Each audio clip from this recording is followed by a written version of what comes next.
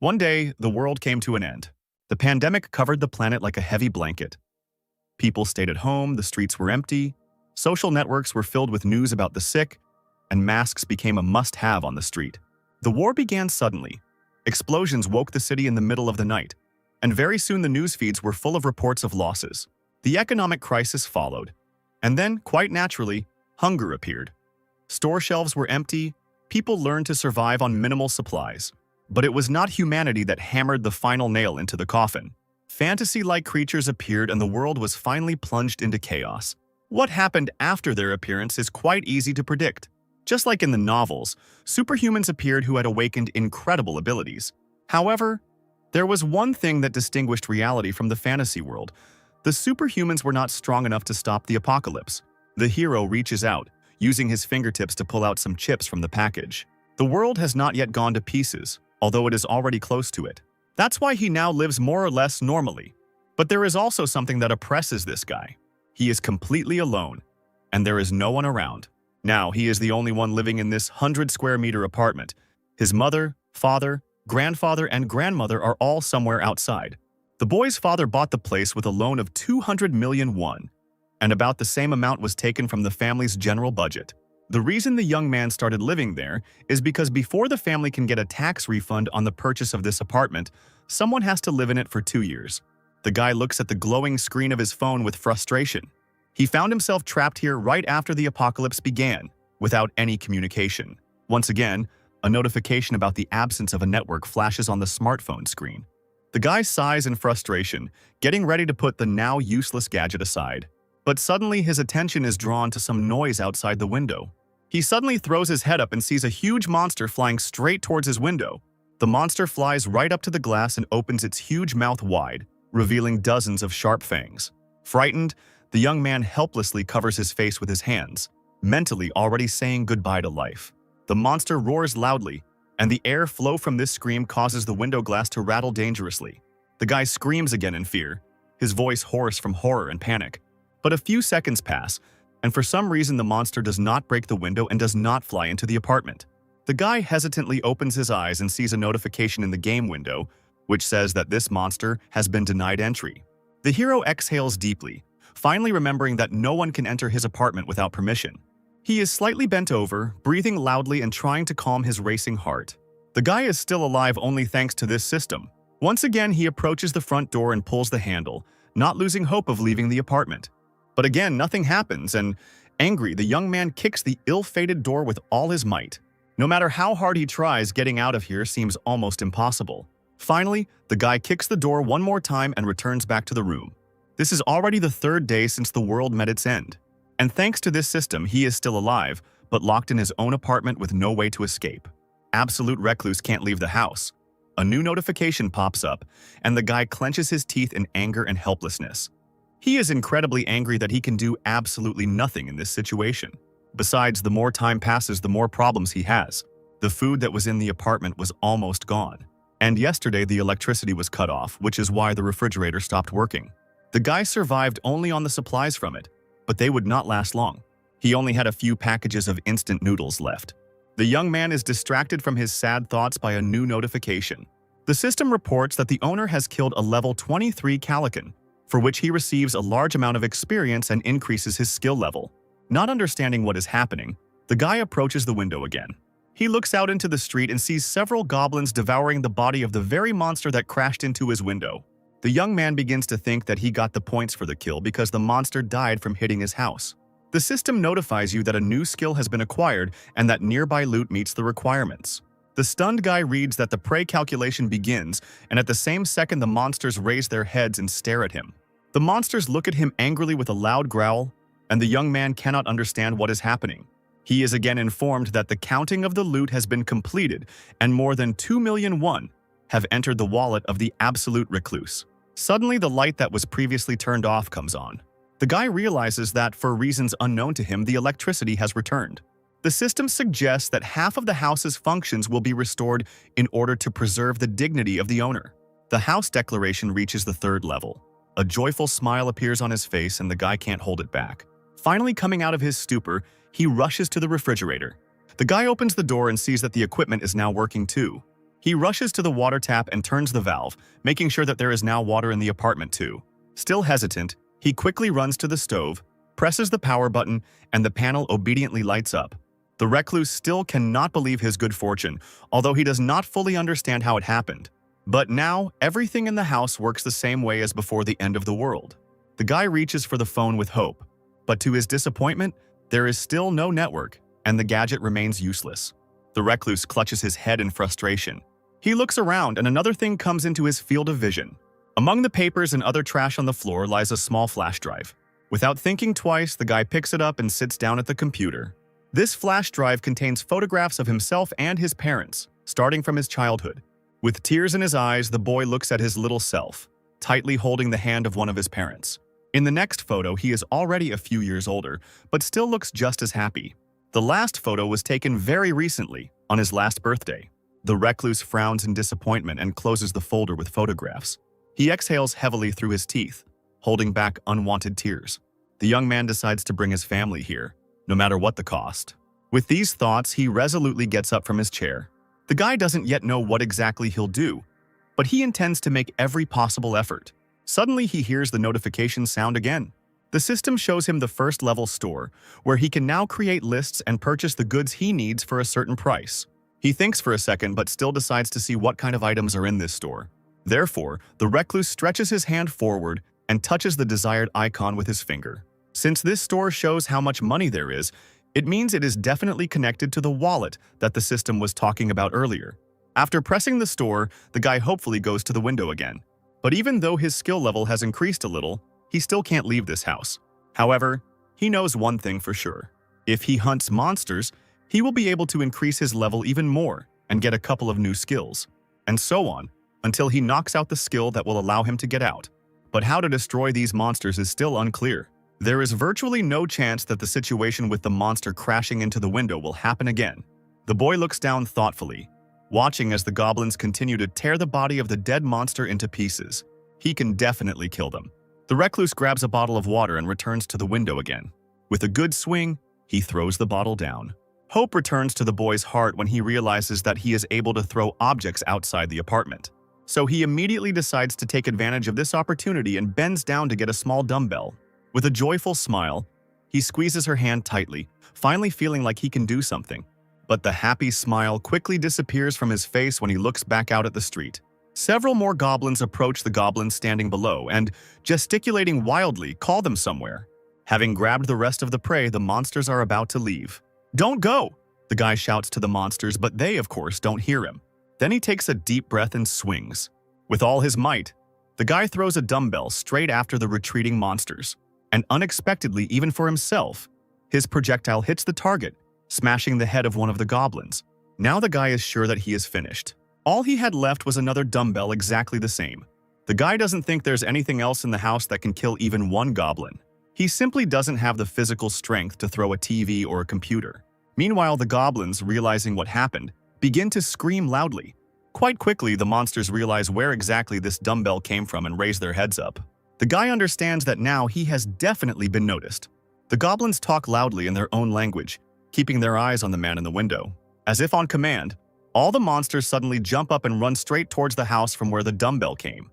The recluse is scared at first, but eventually comes to the conclusion that it is not so bad. At such a close distance, it will be much easier to hit the monsters with something. The guy stretches his hand forward, presses the desired icon, and opens the store. The system window shows him the cash balance again and offers to open the list of goods. The recluse decides to take advantage of this offer and clicks on the icon, still holding the dumbbell in his hands. "Would you like to add this item to the list?" the system asks. The guy agrees and the system starts scanning the dumbbell. Now the classic 3-kilogram dumbbell with non-slip coating has been added to the list. The recluse sees that it costs exactly the same as in the regular online store where it was purchased. With interest, he presses the buy button and waits. A second later, exactly the same dumbbell as his materializes next to him. "It works!" the joyful guy cries out. Now he has a chance to carry out his plans. Without thinking twice, the guy throws the dumbbell he just bought out of the window. And again, the projectile hits the target right on target, slicing open the head of one of the approaching goblins.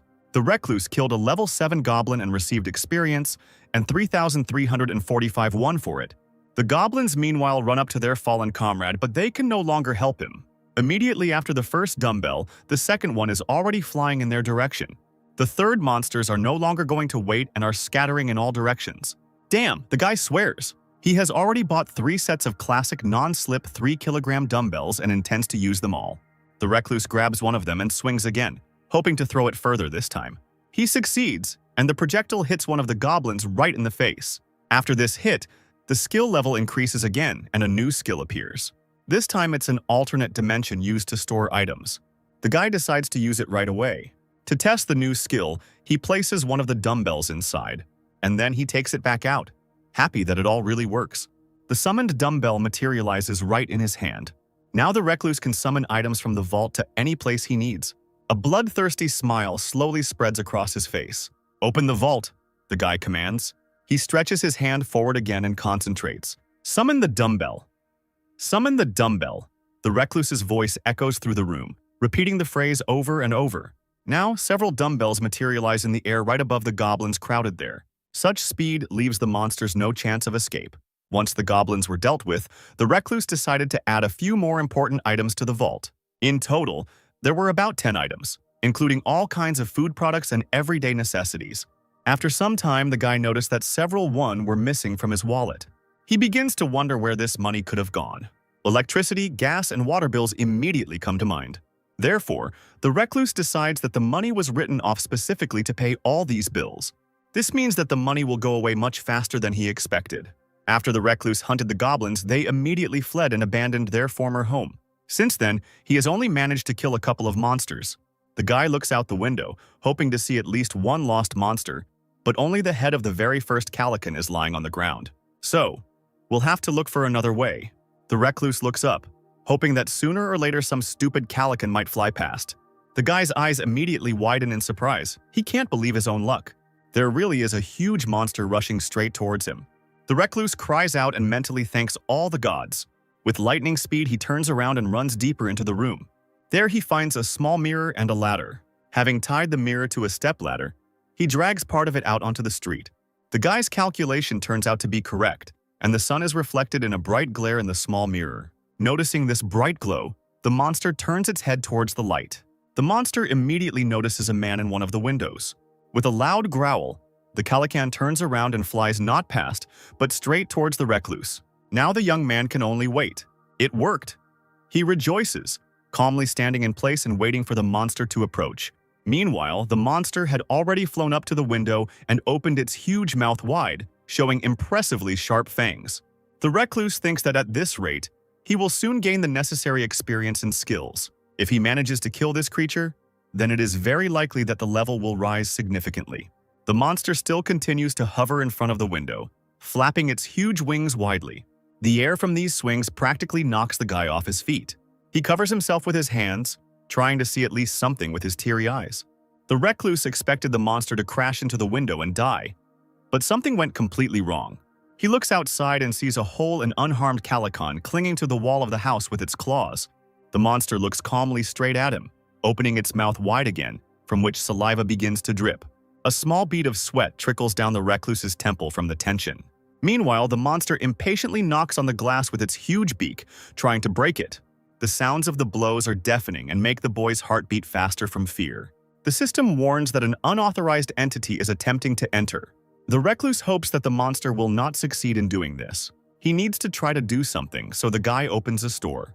From what he had observed so far, loot counting only occurred if the corpse of a defeated monster was somewhere nearby.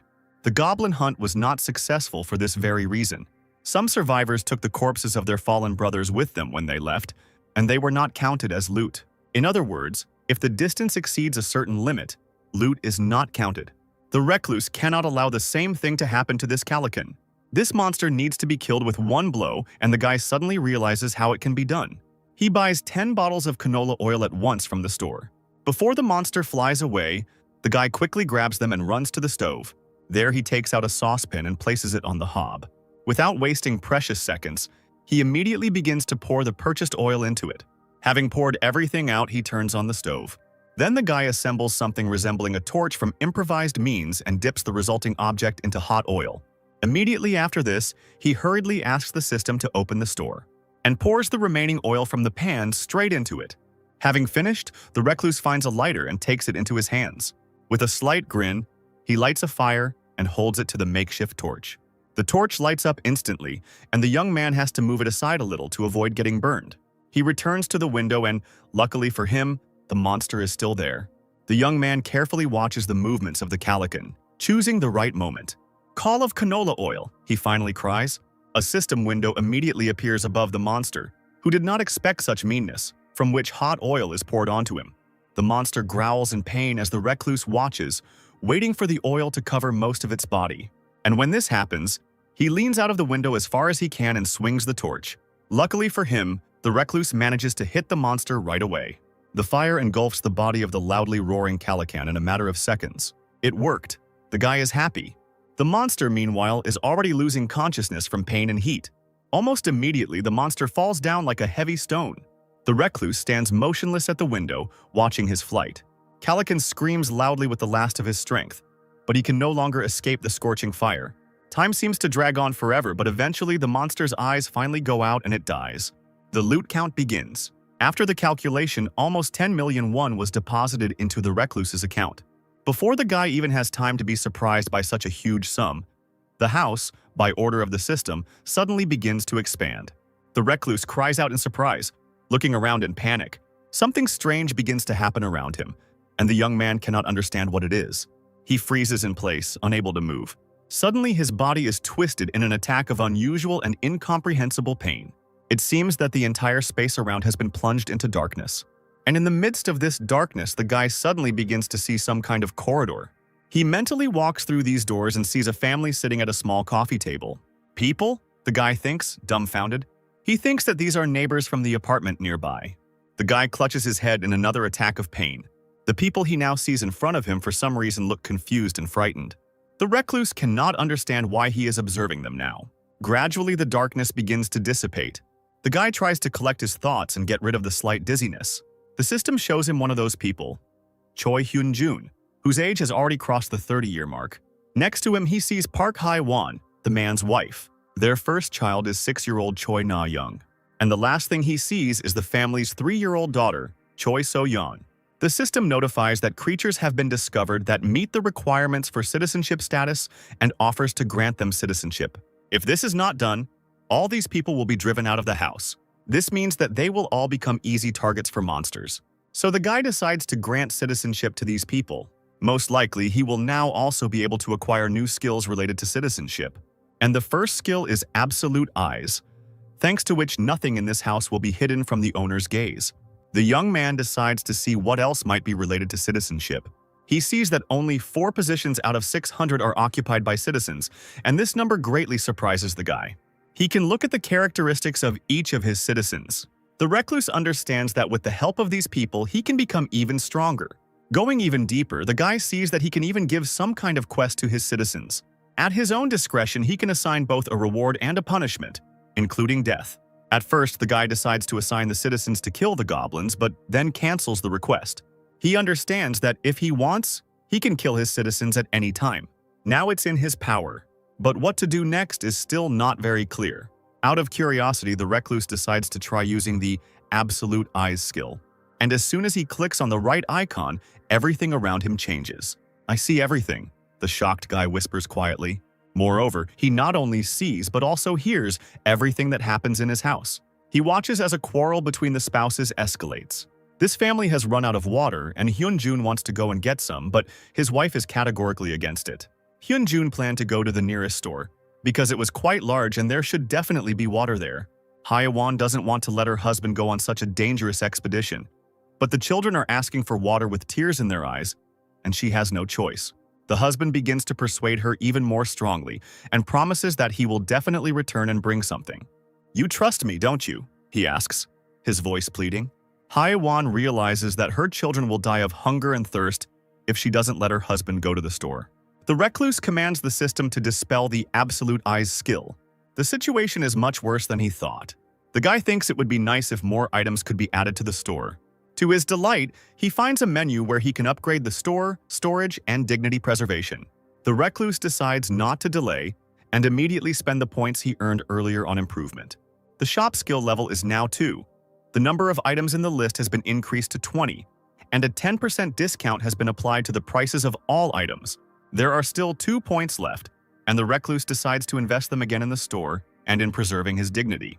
The store can now hold up to 40 items, and there is a feature that can restore old items and turn them into new ones. So, upgrading the store level was definitely worth it.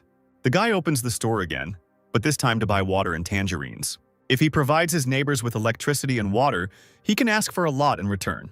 The guy increases the level of the skill Preservation of Dignity, and now he can register vassals. Meanwhile, Hyunjun is already heading towards the door, a backpack on his shoulders and a golf club clutched tightly in his hand. Haewon hugs her children and looks sadly after her husband, hoping that everything will end well and he will return back to them. The man leans over to the children and asks them to protect the house until he himself returns. The girls look at their father with tears in their eyes, not wanting to let him go. The father tells them that they must definitely go get water and food, and gently ruffles their hair in an attempt to calm them down. But there are monsters outside. One of the daughters finally breaks into loud cries. She remembers very well how it all happened that day when they were playing calmly on the playground. Horrible monsters appeared out of nowhere and ran straight towards them. The frightened girls jumped up from their seats and tried to run away from them. They ran as fast as they could, trying not to look back. Then, they were lucky that their parents were nearby and immediately picked them up in their arms. If it weren't for mom and dad, it's unlikely that the girls would have managed to escape from the terrible monsters. Hyunjun frowns as those memories come back to him as well. Both girls are already crying hysterically, and no matter how much their mother tries to calm them down, all her efforts are useless. Hyunjun sadly thinks that this may be the last time he sees his family. But there is no choice, and one of them must go in search of food. Suddenly, the door handle starts moving as if someone is pulling it from the other side. The whole family turns to the door at the same moment, freezing in horror. Hyunjun grips the handle of the stick tighter in his hands, ready to protect his family to the last. "Excuse me, open the door, please," suddenly comes from behind the door. Hyunjun is relieved to realize that it is the voice of a human and not a monster. However, this could also be some kind of monster that can talk like a human. That's why the man remains silent, frantically trying to decide what to do. Meanwhile, there is silence behind the door. "He's gone?" Hyunjun whispers quietly under his breath. The man approaches the door cautiously to listen if there is any movement behind it. But suddenly the door swings open and the room is filled with bright light. Hyunjun immediately rushes towards the family, covering them with his body. The man screams loudly in panic, begging them not to touch his family. But his scream suddenly dies down when he hears a human voice behind him again. He looks around and sees a young guy who doesn't look like a monster at all. "Who are you?" the man asks, his voice trembling from the fear he has experienced. The recluse replies that his name is Kim Jae-hyun, and he lives next door. The guy continues that he has water and tangerines with him, and suggests talking after the whole family has eaten.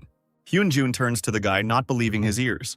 Haewon continues to hug the children, afraid to trust a stranger so quickly. The head of the family bows politely to Jae-hyun, thinking to himself that perhaps this man could really help them. "Please come in," he says politely, giving way. They walk up to the table and both girls look at Jae-hyun with expressions of utter horror. The recluse thinks to himself that he seems to have frightened them too much. He looks around and notices curtains that block out light, which is very smart. This really reduces the chance of monster attacks. The first thing Jae-hyun decides to do is turn on the light. He lifts his head up and his eyes light up bright blue. The family looks around in surprise. Jae-hyun hands Hyunjun a bottle of water and asks him to give the kids a drink before they continue. The man immediately gives each of the girls a whole bottle. The thirsty children empty the bottles in a matter of seconds. So Yeon drinks so quickly and greedily that she ends up choking and coughing. Jae-hyun looks at her a little surprised, his eyes clearly showing pity for these little frightened girls. He hands So-yeon a tangerine, smiling warmly. With apprehension, the girl still accepts the gift. Haewon, knowing that she can't handle it herself, takes the tangerine from the girl to peel it. The girl manages to do this in less than a minute and hands her daughter the first slice. The woman puts a tangerine slice into So-yeon's mouth as she looks at her with anticipation. It seems that over the past few days of the apocalypse, the child has already managed to forget even the taste of fruit. Having eaten a slice of tangerine, the girl smiles happily, pressing her palms to her cheeks. "Is it tasty?" Mom asks with a warm smile, and the child nods vigorously. Next in line is Na-yeon, fidgeting impatiently next to her sister. The girl also gets her slice of tangerine and breaks into a happy smile. The recluse is presented with numerous notifications about the increased trust these citizens have in him. The system suggests that Na-yeon has met all the requirements to be registered as a vassal, but unfortunately, she is still too small. Unlike ordinary citizens, Jae-hyun can only register 10 vassals. They should be at least at Hyun-jun's level and be able to follow orders. But the trust of this particular man is still too small to become a vassal. Jae-hyun's thoughts are interrupted by Hyun-jun, who wants to at least thank the kind stranger. The man doesn't know how he could repay such kindness. The recluse invites him to come out and talk about it. Hyun-jun is a little tense, but still agrees, and they go out into the corridor. Before he starts talking, Jae-hyun is silent for a few seconds, and the awkwardness is practically in the air. Finally, he asks if Hyun-jun and his family have received citizenship. The man replies that yes, they all saw such a notification window about half an hour ago. After receiving it, the whole family couldn't even move for some time. From these words, the recluse understands that all these people were frozen until he agreed to register them. Jae-hyun makes a decision. He will help this family return to the life they had before the apocalypse. Hyun-jun, hearing this, asks again in shock. The recluse promises him that he can make it so that monsters cannot invade their home. It just seems impossible. But Jae-hyun is confident in his words. Hyun-jun immediately realizes that it is not free and asks what he will need to do. The recluse warns the man that he may lose his life if he agrees. Hyun-jun decides that he would have to go for water and food anyway, which is also very dangerous. He put his life on the line when he was about to go get water for the girls. Suddenly, Jae-hyun asks the man how much his golf club cost. The man is surprised by the unexpected question, but still names the amount. It becomes clear to the recluse that this is too expensive to add to the list. Hyun-jun tries to find out why this question was asked, but the guy just waves it off. "Do you remember the day the monsters appeared?" he asks again. The confused man replies that it happened over the weekend. Their appearance was truly terrifying. Jae-hyun thinks that those people who stayed at home probably managed to survive. One goblin doesn't have too much power. Its level is even lower than that of the average adult male. The real strength of these freaks is that they move in groups, but the same can be said about people. Jae-hyun decides that he needs to raise his own army. That's why he needs Mr. Choi. The recluse invites him to search for survivors with him. After talking a little more, they go back to their apartments, and very soon darkness falls over the city. Hyun-jun's trust has grown significantly since their first meeting. Jae-hyun hopes that he will eventually be able to meet his family if he continues to slowly accept people and move forward. A loud scream interrupts his thoughts. Jumping out of bed, the young man rushes to the window. He looks down and can't believe what he sees. Before his eyes, several people fearlessly engage in battle with the goblins. Jae-hyun is upset that it will be difficult for him to help them. These goblins look very angry and hungry. Their mouths are wide open and caustic saliva drips from their sharp fangs. But it seems that people are not at all afraid of this, and they decisively rush into the attack. The recluse watches this battle with interest, trying not to miss a single detail, and therefore immediately notices something strange. One of the people deals the goblin just one blow, from which the monster suddenly flies back several meters. "What the hell?" Jae-hyun screams. Another girl suddenly takes out a bow, and every arrow fired from it reaches its target. These arrows never miss, hitting the angry monsters right in the head every time. Another man stands calmly on the ground, holding a baton over his shoulder. Suddenly, he jumps high into the air and lands on the shocked goblins. His club smashes the monster's head almost to smithereens in just one blow. Finally realizing their situation, the goblins scatter and run away from the danger. People remain in their places, and it seems that there is not a scratch on any of them. Suddenly, the girl with the bow listens to something and again gets into a fighting stance. In a second, the weapon is ready for combat again. But she immediately understands that there is no danger, and the sound she heard was the sound of an object falling from some window. Realizing this, she turns towards the house and immediately notices something strange on the highest floor. Jae-hyun waves his hand at her with all his might. The girl looks up in surprise, squinting slightly to make out the strange man. Meanwhile, the recluse is waving both hands at once, using all his strength to do so. And at this time, Hyun-jun comes to him. The slightly tense man is holding some kind of box in his hands. Jae-hyun opens the door for him and asks him to come inside.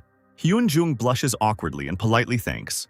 He tries to enter the apartment, but suddenly he is stopped by a previously invisible barrier. The man freezes in surprise, not understanding what strange thing he has stumbled upon. The system suggests that unqualified people cannot enter the house. The recluse looks closely at the unexpected obstacle. Could it be that no one will ever be able to enter his apartment? Or only those registered as vassals can enter? Hyun-jun decides to just hand the box over to the guy straight away. He put everything there that could be used as a weapon. The recluse looks into this box and is quite satisfied with what he sees. He asks the system to provide him with 5 bottles of water and the same number of packs of ramen. A stunned Hyun-jun watches as food and water materialize out of thin air in front of him. The recluse asks him to go and put the box with all this at the entrance to the first floor. Hyun-jun fears that it might be too dangerous. Jae-hyun reassures him, because through observation he had long ago realized that goblins are only active during the day. And now he needs to somehow attract those people outside to his side. They will have no choice but to come to him when they realize there is food here. So he once again insistently asks Hyun-jun to take this box. He is confident that it is completely safe. Hyun-jun is still a little hesitant, but still agrees to help. He bows politely and gets ready to leave. "Thank you." Jae-hyun smiles gratefully at him. He must definitely do something for such a good person.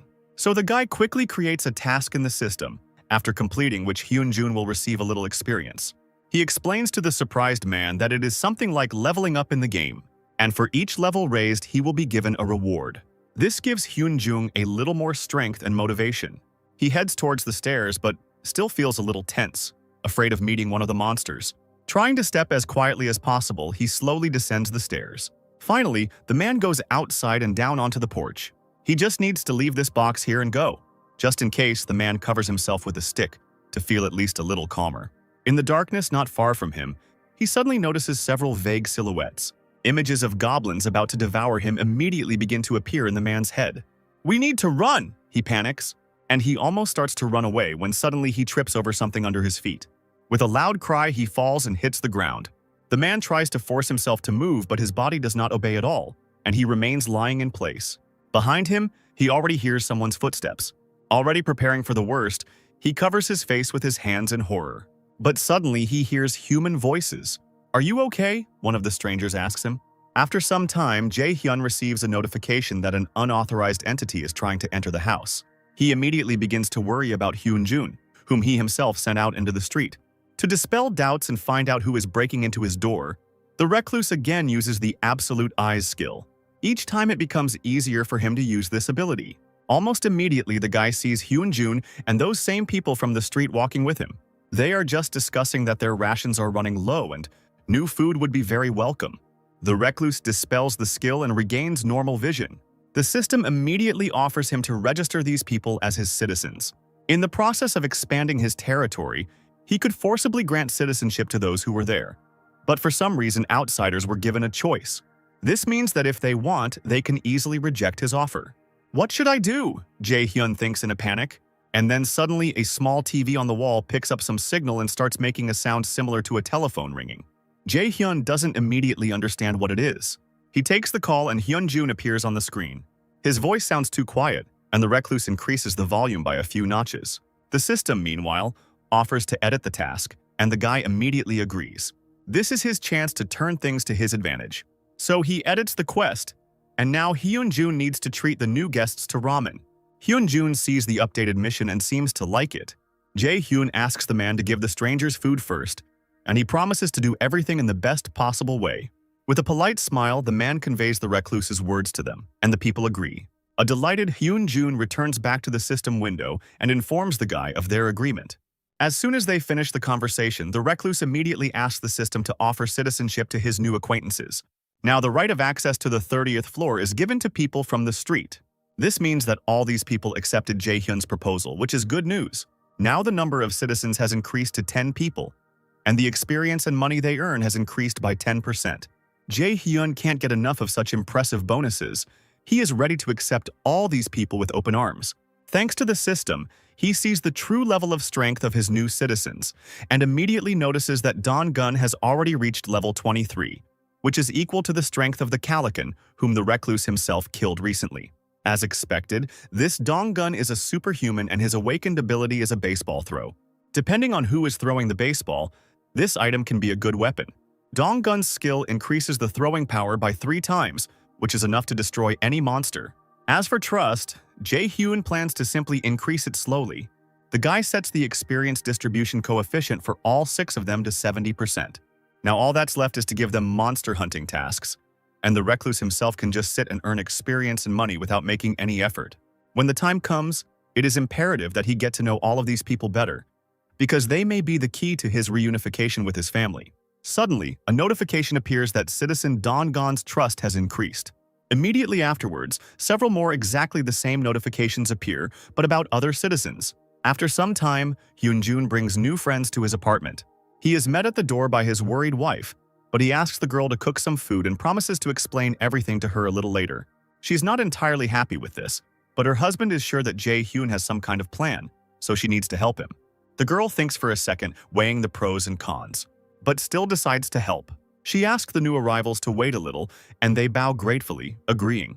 Dongon looks around carefully, studying the situation. He decides to ask Hyunjun what kind of person this Jae-hyun is. But to his regret, his new friend knows nothing about this guy, except that he is their neighbor. This makes Dongon think, Jae-hyun seems like quite an intriguing person to him. If everything in this apartment appeared thanks to this guy, then he is definitely a superhuman. He must have amazing abilities to create all these benefits. So Dongun decides that he must make a good impression on this man. After all, Jae-hyun is the one who is powerful enough to provide electricity, food, and water. In the modern world, this is simply an incredible miracle. It will take some time to prepare the food, so Hyunjun suggests that the guests take a shower.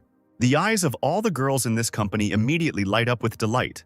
It didn't immediately occur to them that since there was electricity, they could use most of the amenities. This means that there is also hot water, which they all lacked so much. This part of Jae-hyun's abilities brings girls into indescribable delight. Hyunjun says that there is a bathroom in both the living room and the bedroom, so two people can wash at the same time. The rest of the guys at this time begin to discuss the possibility that this Jae-hyun is also a superhuman like them. One of the guys wanted to suggest giving this Jae-hyun a good beating, but Dongun stopped him, suggesting instead that they make a good impression. He asks his friend to do nothing and just remain silent when they finally meet this person. Now their goal is to get as much food and water as possible. So Dongun asks the others not to screw up and to study this room well. The guys immediately agree. Their leader always suggests the right things, so they decide not to argue with him this time either. Only one of the guys stands silently nearby, not taking part in this conversation. Dongun will immediately notice his dejected and upset appearance. Benho. He walks up to the guy and puts his hand on his shoulder, supporting and encouraging him. Dongun says he's very sorry that things turned out this way. If he hadn't invited them all to the housewarming party, then maybe things would have turned out differently. Benho tries to calm him down and pretends that everything is okay. Dongun suggests that they have a snack and then all go to Benho's grandmother's together. The guy looks down, barely holding back tears. He thinks to himself that it is probably already too late. There is almost no chance that the helpless elderly woman managed to survive. With such a rapid invasion of monsters, his grandmother most likely didn't even have a chance. Dongun tries to reassure the boy that his grandmother's house is already very close, so they can get to her if they work together. Benho nods and is about to answer something but doesn't have time to do so. The boys hear some noise nearby and turn around. The door is slightly open, and there is some movement happening behind it. Dongun instantly tenses up and takes out his baseball. The door opens completely, and the man they have been waiting for so long enters the room. "I will help you all," says Jae-hyun. Perhaps this man can save them all. He will help them get out of this pit of despair and hopelessness. After some time, they all sit down at a small table. Haiwon blushes and sheepishly apologizes for the fact that they are a little cramped. Dongun also sheepishly replies that there is nothing wrong with that, since they themselves came here without warning. The awkwardness is broken by Hyunjun, who returns from the kitchen with several plates of food on a tray. He leans over slightly and carefully places plates in front of each person sitting at the table. Haiwon is very embarrassed and isn't sure if her cooking will be to their taste at all. But the girls' fears turn out to be in vain. These people haven't seen home-cooked food for so long that it makes them incredibly excited. One of the girls freezes with chopsticks in her hand, as if she still can't believe that there is so much delicious food in front of her. "This is simply amazing," she screams after the first bite of the egg roll. Haiwon blushes even more and replies that she did all this only thanks to Jae-hyun, because if he had not brought the food, she would have been able to offer the guests only naked rice and tangerines. The self-satisfied recluse notes that this girl's trust reached the 50 mark even before her husband did. "Thank you for the treat." There are enthusiastic cries from all sides. Superhumans can't contain their emotions, savoring every bite of the treat. Egg roll is especially popular. It is quite often served in Japanese restaurants, so it is in high demand.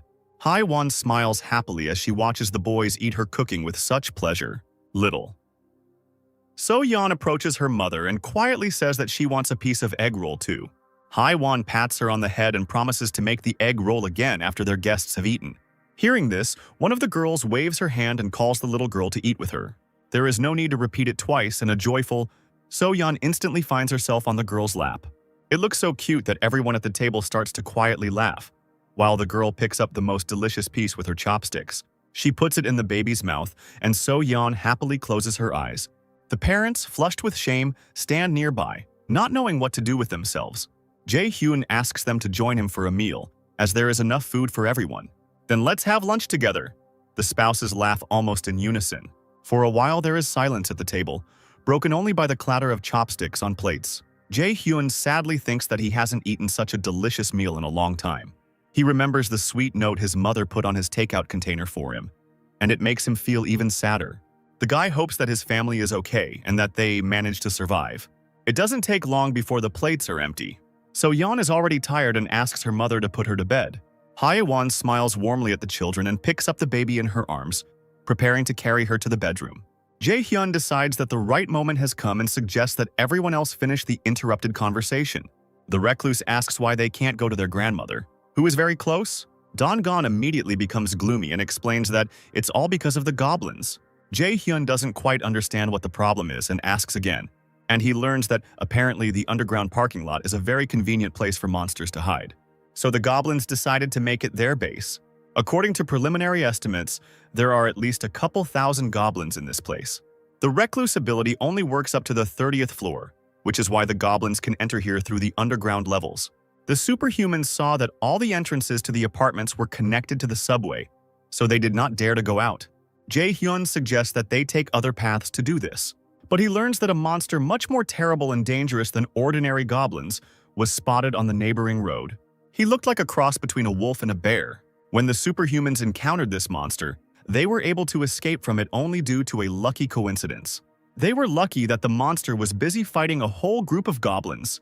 The description of this monster makes Jae-hyun think deeply. Dong-gon lowers his head guiltily, upset that they weren't able to get a better look at the creature due to the darkness. The recluse, after some thought, says that it is impossible to avoid these monsters forever.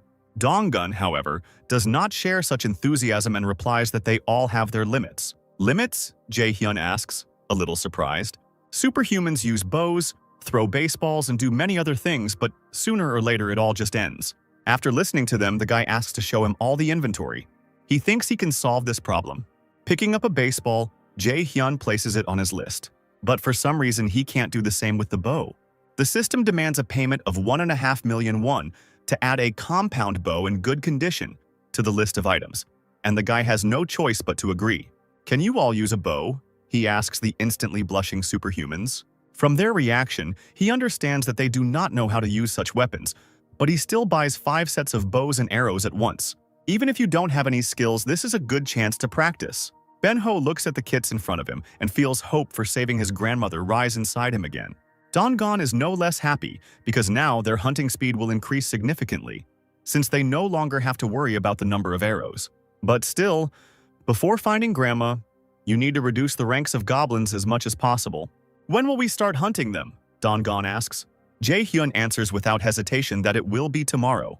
The sooner they start, the better. If everything goes well, they will save Ben-ho's grandmother tomorrow. This statement delights the guy who has lost all hope. The more practical Dong-gon immediately asks how exactly they can do this, to which Jae-hyun replies that they will use a bait strategy. The superhumans listen carefully to the guy's proposed plan and come to certain conclusions. Maybe this plan is not as unrealistic as they initially thought. The main thing is that they are lucky and this strategy works. Meanwhile, a notification arrives that Choi Hyun-jun has completed his mission. Only now does Jae-hyun find out that he had to spend 30,000 won on this task. This means that only through the availability of money will he be able to raise the level of his citizens. There is no urgent need for this now, so you can wait a little with the tasks. Now that Hyun-jun's trust has reached 50, the recluse can register him as a vassal. This is exactly what the guy immediately decides to do. Hyun-jun suddenly notices a flashing bluish glow around his body, but he still doesn't understand what happened. The system notifies the master that the new vassal's awakened ability is Gorilla Power. Experience and money received for killing a monster are doubled, and the Absolute Eyes skill can now be used within a radius of 5 meters from the house. Suddenly, Jae-hyun notices the button to increase the vassal's level and presses it, to which the system demands a whole million won to carry out this command, and the guy is unpleasantly shocked by this. After recovering from the shock, he asks Mr. Choi how he feels. The man replies that he is filled with some new power and asks if this is his doing. He feels like he's at least 10 years younger. Pleased with these changes, Jae-hyun asks the newly minted vassal to also take part in the planned operation. Citizens receive 10% extra experience, and the vassal will be able to gain even more due to the double effect. So the recluse asks Hyun-jun to try and kill as many monsters as possible. I believe in you. He smiles happily at the frightened man. The next day comes and they set out on their journey. The first thing they decide to do is check the first floor, even though it is clearly in a deplorable state. This is the first task given by Jae-hyun. The group's task today is to find all the survivors and send them to a safe place on the 30th floor. In addition, they must attract and kill as many goblins as possible inside this house. They don't know what will come of it all, but they are determined to do everything possible to complete their first assignment. It is unknown which apartment they might encounter a goblin in, so Don-gon orders them all to be on guard. One by one, the guys go through all the apartments, starting with the 101st and further. When they enter the next one, they stop in horror. The girls cover their mouths with their hands to hold back the urge to gag. There are many mutilated corpses lying on the floor of this apartment, and this picture evokes horror and fear. Unfortunately, there is no one left to save here. "Let's get out of here," Don-gon commands as soon as he comes to his senses. They go into the next apartment, but there too they don't find anyone alive. On the first floor, no one had a chance of survival. Don-gon orders to quickly go up to the second floor, but no one is waiting for them there either. The same horrific picture appears before them as soon as they rise and go inside. Gritting his teeth in impotent rage, Don-gon orders them to go up to the next floor. There they are met by an oppressive silence, but there are no corpses in sight. Don-gon runs to the nearest door and knocks with all his might, loudly asking if there is anyone inside. No one answers, and the group moves on to the next apartment. Without losing hope, they pound their fists on each door with all their might. But no one opens the door for them, and there is not a single living soul in sight on the entire floor. When the doors run out, the superhumans realize that there is no one to save here either.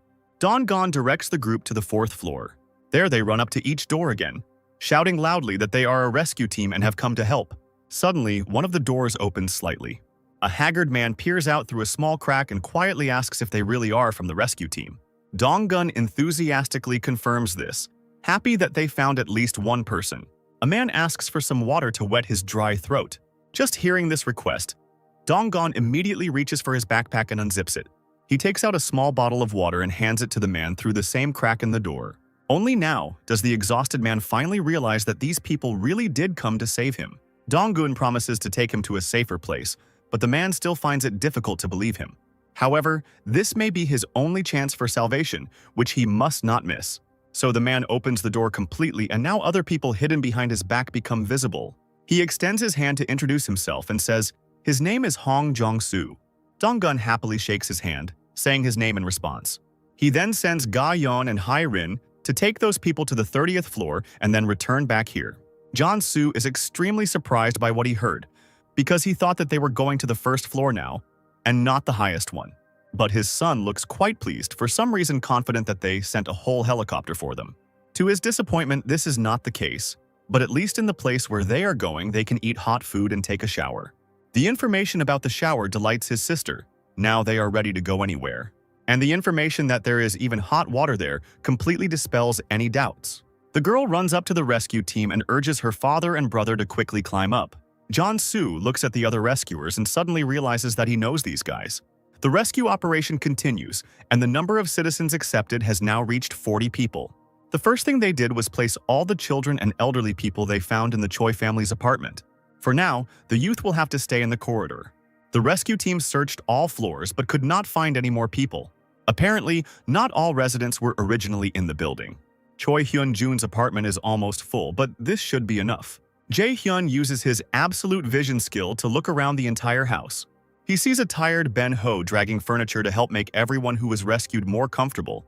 The rest of the guys keep up with him, helping as much as they can. Even girls make every effort to help the victims. Not to mention the guys who are carrying heavy loads with all their might and helping to set up the floor. After completing the inspection and making sure everything is okay, Jae-hyun returns to reality. Now that all survivors are safe, you can continue your mission. And the next stage is goblin hunting. So the rescue team comes together again to continue their mission. Gon is going to hold a briefing. Now their main task is to lure out all the goblins that are hiding underground. And the guy is going to start from the -1st floor. He suggests splitting into 2 teams, provoking the creatures and cleaning them up. And then do the same with the -2nd floor. But there is a chance that there will be more goblins than they expect. Then the group may get stuck on the -1st floor, and if you also have to drag corpses, it will not be easy at all. However, now that they have such a huge number of arrows, all these prospects do not look too hopeless. But before they have time to properly discuss their next steps, a growl is heard very close by. The superhumans turn around sharply at the sound. Several evil goblins are already advancing directly towards them. The monsters' eyes glow red, and their sharp fangs flash dangerously even in the dark. One of the girls immediately grabs the bow in her hands and shoots the first arrow. In a few seconds, she manages to fire several arrows, and each of them hits the goblins right in the heads. The other guy grips his bat more tightly and also charges. One blow is enough to rip the monster's head off. There are only a few goblins, so defeating them is not particularly difficult. But immediately after, something strange starts to happen. "Look!" one of the girls screams, pointing her fingers in the direction of the dead goblins in amazement. All of a sudden, their corpses begin to dissolve into thin air. Ben-ho suspects that this is one of Jae-hyun's abilities, and this ability is very useful to them. Now there is one less problem. Ben-ho can't help but smile proudly.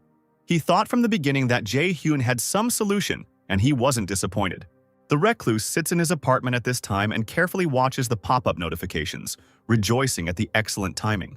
Although he had not planned it, it turned out that he was able to observe the rescue team.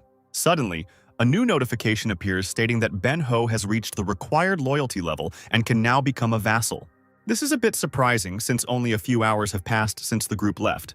But for reasons unknown to Jae-hyun, this guy's loyalty had reached a whopping 88 points. So the recluse decides that the time has come to accept another vassal. Be that as it may, the more of them there are, the faster all citizens, including himself, will develop. Ben-ho, who was not expecting anything like this, suddenly notices a bright glow around him, and all the other superhumans also cannot help but notice such an unusual glow. This light comes in very handy, blinding the goblins and giving the humans a little respite. But very soon it turns out that everything is not so rosy. The glow also attracted other goblins who were previously unaware of the battle taking place. The monsters clutch their blinded eyes, growling in pain and anger. Dongon understands that there are now too many goblins and they need to escape from here urgently. Obeying his order, the group quickly retreats. Having run a little to the side, they stop and fire several sharp arrows at the monsters at once. But there are so many goblins that even after losing several of their fellows at once, their total number does not visually decrease. However, despite this, no one is going to give up so easily. Arrows fly into the crowd of monsters one after another, each time hitting the target perfectly. But the goblins pay absolutely no attention to the corpses of their fellows under their feet, easily walking forward right over the dead bodies. And it seems that their number is only increasing, no matter how hard people try. "There are too many of them!" Ben-ho shouts, running as fast as he can next to Dong-gun. No one even imagined that they would attract such a huge crowd of these freaks. Apparently, they all came up here from the -2nd floor.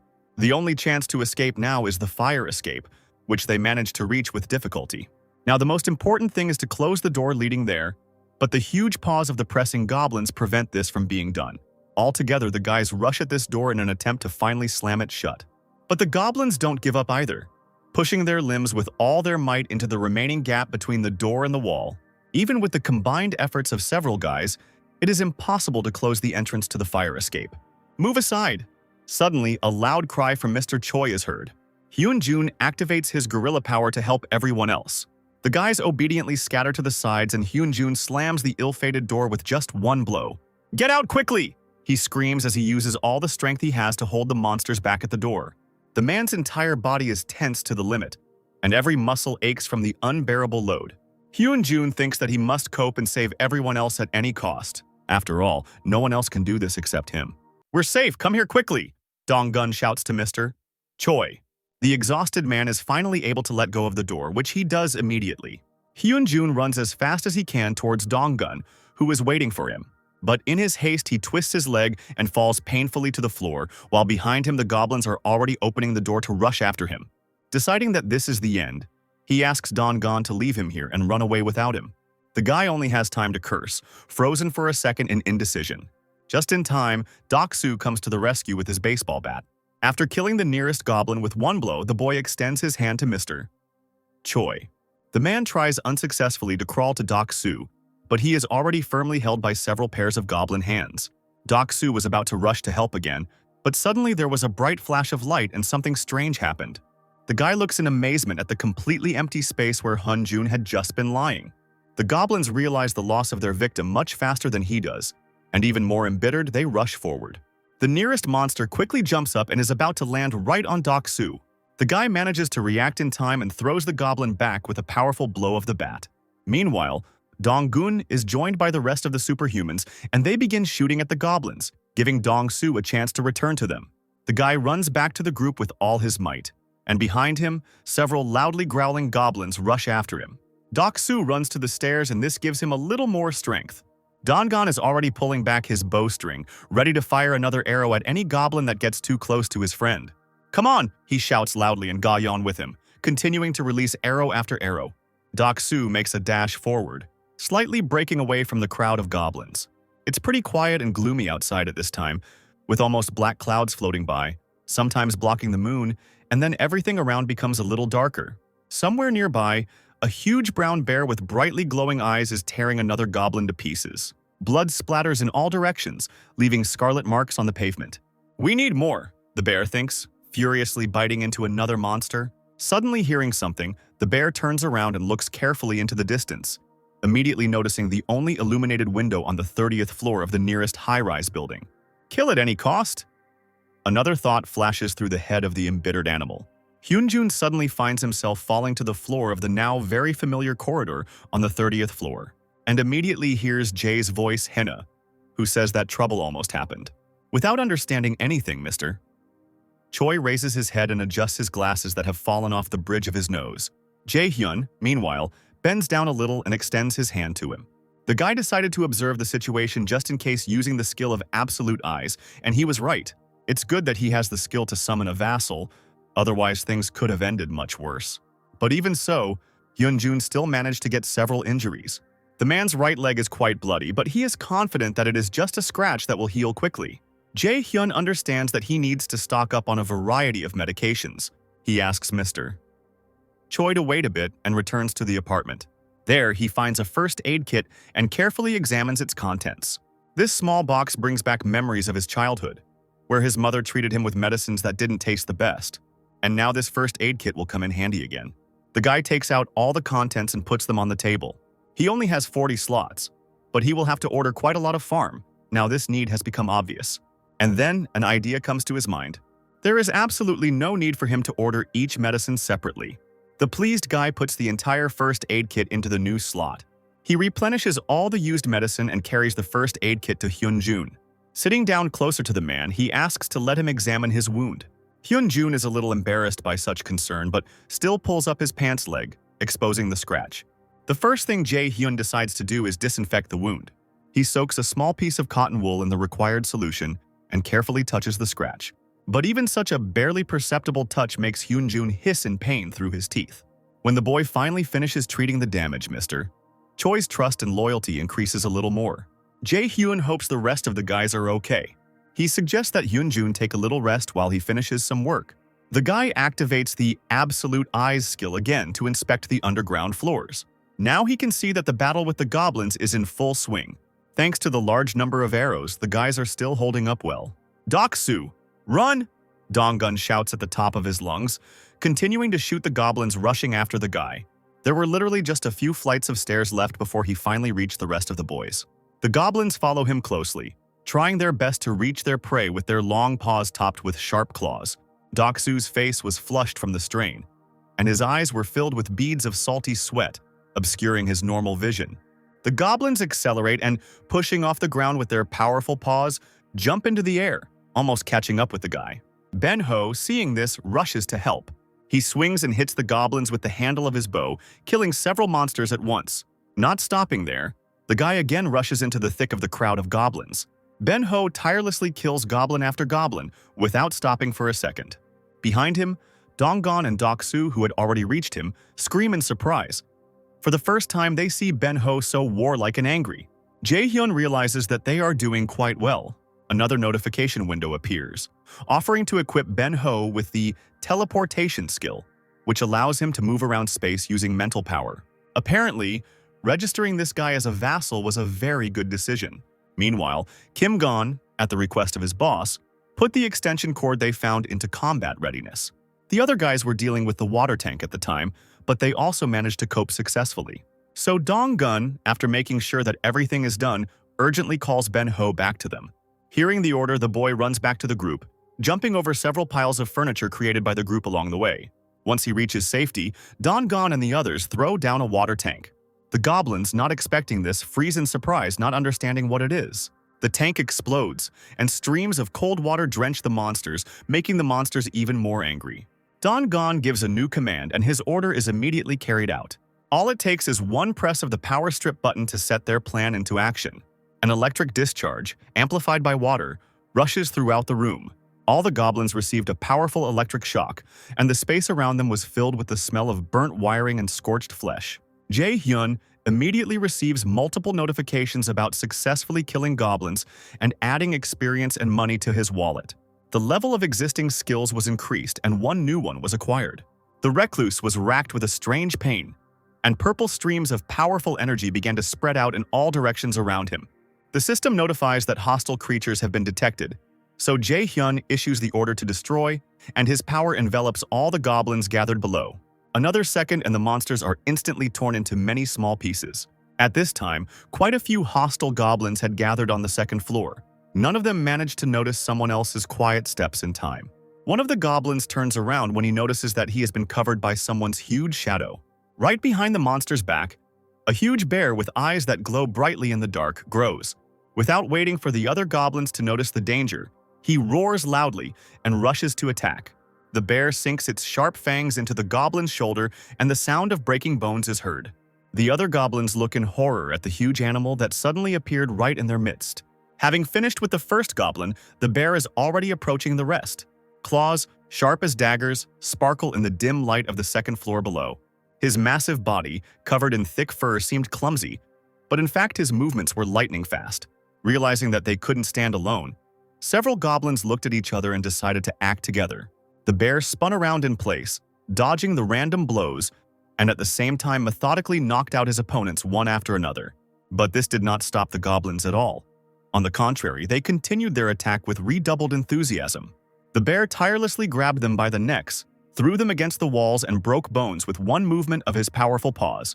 Not lagging behind him, the goblins dug into the bear's flesh with their sharp teeth, tearing out fur and pieces of flesh. The goblin, clinging to the bear's scruff, acted with incredible fury and agility, his razor-sharp teeth covered in dark saliva, biting into the animal's flesh again and again. The bear, seemingly gathering its last strength, let out such a deafening roar that several goblins retreated back. But almost immediately, the monsters continued to fight fiercely, trying to get to the most vulnerable places, where the skin was thinner. At what point did it become obvious that the bear was losing? He could not cope with such a huge number of enemies. But suddenly, some unknown force saved him from certain death, simply blowing up all the goblins around him. The bear looked around in surprise, not understanding where the help had come from, and a system notification window informed him that citizenship had just been granted. Realizing that the danger was no longer there, the beast was finally able to relax and assume its true form. In less than a minute, the huge brown bear turned into a fragile, long-haired girl. As soon as the transformation was complete, she immediately fell to the floor, exhausted, and lost consciousness. Now, Jae-hyun can also take a little breather. Using the Absolute Eye skill, he observed this fight from the very beginning. And now, he looks with concern at the defenseless figure of the girl lying on the floor among many dead goblins. The system suggests that the girl's name is Oh On-ju, and she is a werewolf bear. During her transformation into a beast, all physical abilities and regeneration reach their maximum. To the recluse's surprise, Anju was level 33 and also had an A-rank ability. The latest notifications about increasing trust come just in time, and now Jae-hyun calmly begins registering new vassals. He accepts Kang Dok-soo, who is level 25 and has the title of Third Servant, as his vassal. His awakened ability, Steel Knight, summons a steel armor that protects his entire body and a halberd. The vassal's level depends on his awakened ability. For example, Choi Hyun-jun with his C rank ability is level 20, and Kang Dok-soo is level 25 and has a B rank ability. Lastly, Moon Byung-ho has an A rank teleportation ability and is level 30. The moment Jae-hyun registers them as vassals, the level is determined based on the awakened ability. The recluse suspects that the rank is assigned randomly. If Byung-ho got a rank due to his loyalty, then Hyun-jun with a higher loyalty score should have gotten B rank instead of C rank. In fact, Dok-soo, with a loyalty rating of 31, received a B rank ability. Jae-hyun thinks it would be good to know under what conditions people obtain high-ranking abilities. This is an extremely important task, since he can only register a dozen vassals, and naturally, it is much more profitable to get people with a higher rank. The problem is that Jae-hyun doesn't know what exactly will happen if he accepts a person with an already awakened ability as a vassal. It is only known that people with already awakened abilities can move freely along stairs, elevators, and corridors. Jae-hyun uses the absolute eye skill again to see if that bear girl has woken up. But she still lies lifeless on the cold floor of the corridor among many dead goblins. The recluse understands that the girl herself will not be able to climb up here. Therefore, he decides to entrust this task to Hyun-jun.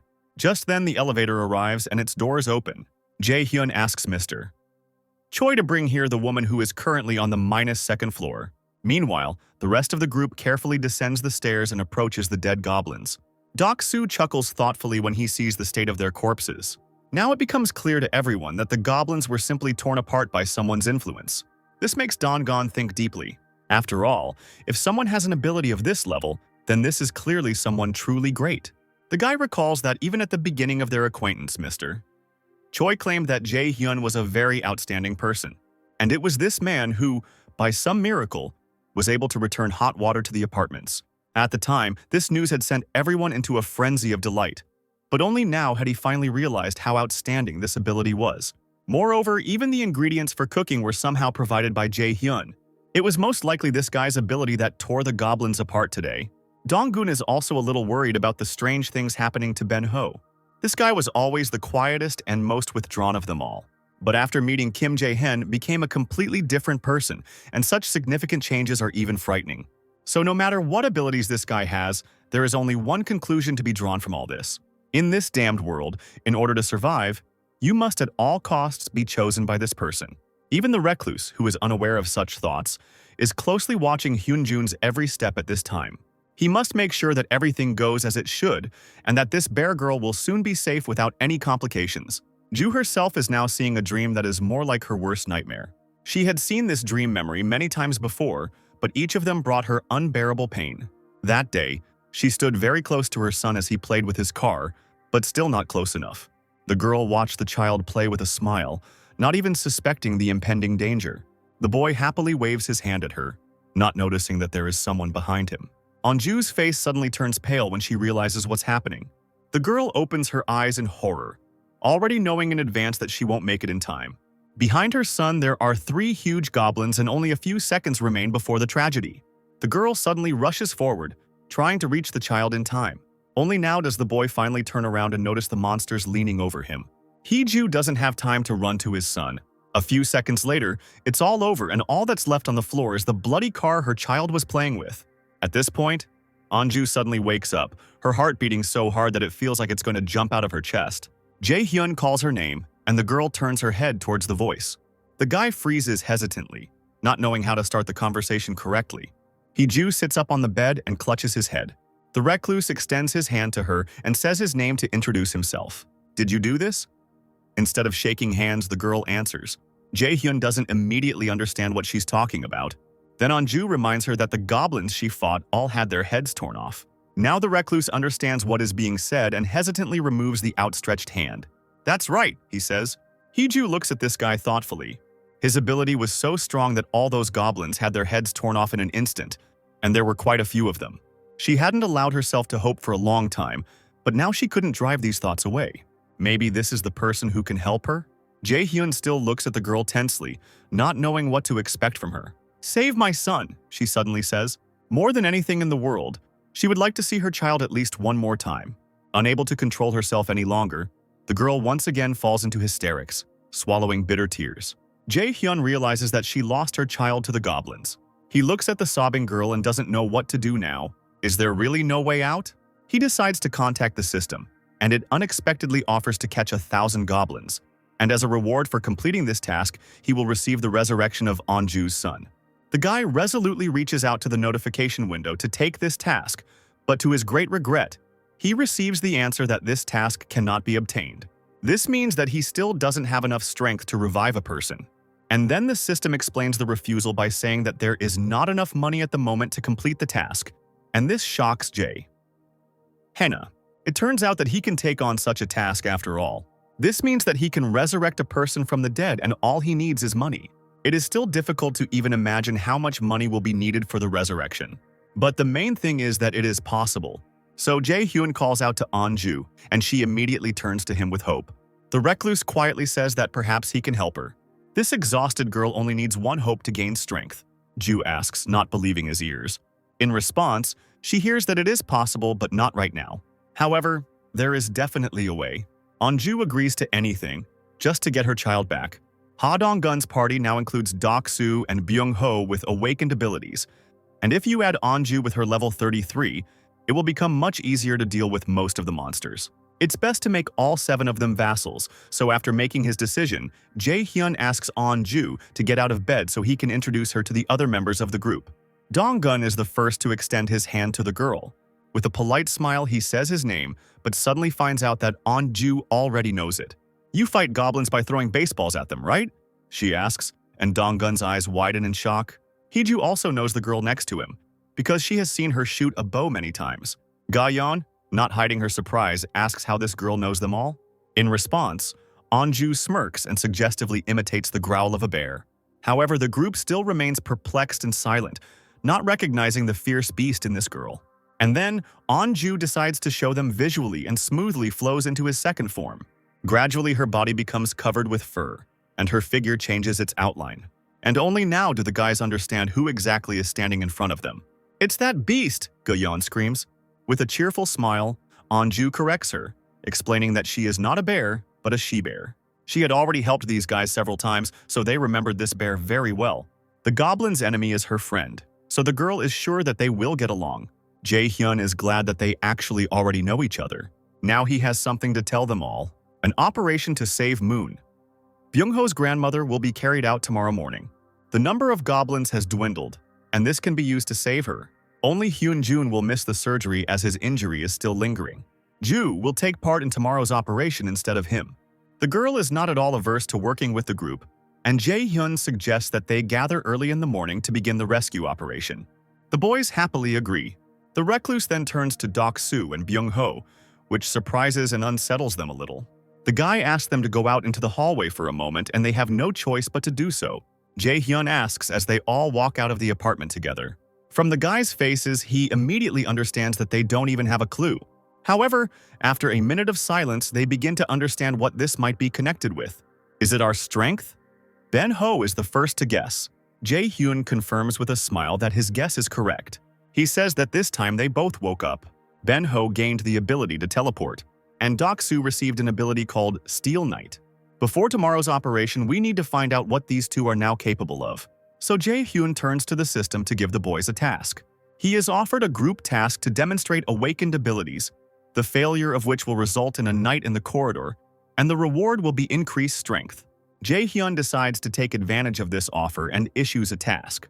He is distracted by an impatient Dok-soo, who is very eager to know what exactly his new ability is. The recluse explains that the boy can now summon steel armor and a halberd. Before Dok-soo could digest this information, Ben-ho, who was standing next to him, suddenly disappeared. The guy screams indignantly, immediately starting to envy such a cool ability. Together with Jae-hyun, they look around in search of Ben-ho, who has disappeared from sight. A few seconds later, the missing young man appears next to them out of nowhere. "It worked!" The guy cries out with delight. He already imagines how much he can do now, having such a wonderful ability. Ben-ho's trust soars and he bows low to the recluse, expressing his gratitude. However, Jae-hyun will have to upset him a little. He tells the instantly saddened boy that right now, he won't be able to go to his grandmother with this ability. At this point, there is no guarantee that he will be able to master the new skill without consequences. Perhaps he was just lucky to teleport so successfully this time, but next time this might not happen. The first thing to do is figure out what the maximum distance he can move is and what the penalty will be for using this ability. They are distracted from their conversation by noise coming from Doksu. The guy, having looked at Ben-ho with his cool ability, decided to try to use his own. It worked, he screams, looking with delight at his body, encased in beautiful armor. Jae-hyun, ignoring the happy guy, calls out to Ben-ho. The recluse asks the guy to try to teleport to the window of the house across the street. Ben-ho still doesn't fully understand how to use his new skill properly, but nevertheless, he agrees to try. Then Jae-hyun creates a new task for the guy to get his reward. Concentrating, Ben-ho carefully calls upon his powers. In a split second, he dissolves into thin air and the place where he had just stood appears empty. The guy himself, as planned, ends up on the top floor of the house opposite. It worked. He cries out joyfully when he realizes exactly where he is. Jae, who is looking at him, Hyunwoo and Doksu were almost jumping with joy. The system counts the task as completed, and the recluse breathes a sigh of relief. Meanwhile, Ben-ho continues to wave his arms, but for some reason his movements begin to slow down, and eventually the guy's eyes roll back and he passes out. Jae-hyun and Deok-soo watch in horror as he falls. Before it is too late, the recluse calls his vassal to him. To his delight, the summoning is successful and Ben-ho's body appears right in front of them. The guys carry the victim back to the room and lay him down on the bed. Apparently, the movement requires a lot of endurance since he lost consciousness. Luckily, he'll be fine, we just need to give him some rest. Do you by any chance do any sports? The recluse suddenly asks Doksu. Having heard a positive answer, he gives the young man an assignment. This is an armor training session where Doksu must do exactly 100 push-ups and squats. The guy has only 10 minutes to complete this task, during which he must manage to do it. The reward for completing the task will be an increase in strength, and in case of failure, he will have to sleep in the open air. Since Doksu is a student of the physical education department and has incredible endurance, he was more than able to complete the task, although it took a lot of effort. Jae-hyun turns his gaze to the system window where the assessment of this task is currently taking place. This has never happened before and it makes the guy a little tense. Now can we finish? Distracts him from contemplating the window, Doksu. Having come to his senses, the recluse allows the guy to go and rest a little. The system, meanwhile, completes the assessment and shows that the task was successfully completed. Also, the strength has been increased slightly. Jae-hyun looks at his hands in surprise, enveloped in glowing energy, and realizes that it is his power that is being talked about. He didn't expect at all that thanks to the task completed by Doksu, it would be his own powers that would increase. This changes the situation completely. The next morning, as agreed, the rescue team begins the operation and almost immediately runs into a crowd of goblins. "Run!" Dongon shouts to the boys, but they don't need this order. They are already running away as fast as they can. An angry Doksu looks back at the crowd of monsters and decides to try out his new abilities in action. When the boy's figure is enveloped in a bright light, the goblins stop hesitantly. In place of the practically unarmed guy, a knight in armor suddenly appears, and he no longer seems such easy prey to them. Using his halberd, Doksu easily cuts off the limbs of the goblin closest to him. With the next few precise movements, he gets to the rest of the gaping monsters. Having lost several of their brothers at once, the frightened goblins rush to flee. With a warlike cry, Doksu swings his halberd again, loudly cursing at the cowardly fleeing monsters. But the monsters are unable to escape. Each of them is struck by an arrow straight to the head. Doksu lets out a surprised cry when he notices this. Ben-ho suddenly appears right in front of him and asks him not to worry about the fleeing goblins because he will take care of them himself. This news makes Doksu even more enthusiastic. With renewed strength, he rushes into the attack again. But the remaining goblins, who had already realized the hopelessness of their situation, turned around and quickly left the battlefield. But even there, an unpleasant surprise awaits them. A huge brown bear appears right in front of the surprised monsters. The monsters realize that their end has come. Now the goblins can't escape, so Ben-ho and Doksu run up to the bear, happily helping her deal with the rest of the monsters. The beast cuts off heads with one blow of its paw, and splashes of bright red blood fly in all directions. "Ben-ho, now!" Dong-gun suddenly shouts. At first, the guy doesn't understand what the boss wants from him. Then Dong-gun shouts at him again, ordering him to go get his grandmother immediately. He doesn't need to be told twice, and having received permission, Ben-ho is already rushing to the right house. Jae-hyun, meanwhile, watches the fascinating spectacle of monsters being slaughtered with the help of the Absolute Eyes. Anju completed the task given to her, and the system credited more than 130,000 won to the recluse's account. In the case of the quest for Doksu, the reward was an increase in strength, not money. This means that rewards are given out randomly in such tasks. Ben-ho also completed all possible quests for today, and now the system is slowly loading the reward for this work. Unexpectedly, the reward turns out to be some kind of jackpot. This has never happened before, so Jae-hyun is quite surprised. In addition to the unknown jackpot, he also gets skill points, which makes him even happier. Meanwhile, Ben-ho runs as fast as he can towards his grandmother's house. He teleports several times to get there faster, which drains a fair amount of his strength. Finally, he gets to the house he needs. There are no traces of monsters nearby, and this gives hope that everything might still be okay with the grandmother. Ben-ho runs into the house and loudly calls for his grandmother. To his insane joy, he finds her alive and well, lying in her bed. The guy immediately runs closer and falls to his knees next to her to feel her pulse. The grandmother tries to say something, but the exhausted woman doesn't even have the strength for that. But still, she immediately recognizes her grandson and quietly whispers his name. This makes Ben-ho cry loudly in joy and relief that she is okay. Although he did not lose hope until the last moment, he was still very afraid to enter this house and not find her alive. The grandmother sits up on the bed with the last of her strength, and the guy hugs her tightly, continuing to burst into tears. It seems to him that he walked here for too long, but the main thing is that he made it in time, and it's only thanks to Jae-hyun. The surprised recluse at that moment receives a notification that Ben-ho's loyalty and trust have reached 100 units, and he is now registered as a vassal. A vassal management board opens in front of him, and there is a plus sign next to each person to raise his level higher. Jae-hyun experimentally reaches his finger towards the plus sign next to Ben-ho to try out the feature. But nothing works because leveling up this guy costs a whole 100 million won, which is not in the wallet right now. The frustrated recluse realizes that he will now have to give his vassals quests every day to help them level up. And then suddenly the guy hears the sound of the elevator arriving. Since he's not expecting anyone yet, the guy activates the absolute vision skill again. Now he sees a guy and a girl who have come up to his floor. Their faces are unfamiliar to him. He has never met or seen them anywhere before. The two knock on the Choi family's door, and Hye-won immediately gets a little scared. "Who's there?" the girl asks and opens the door.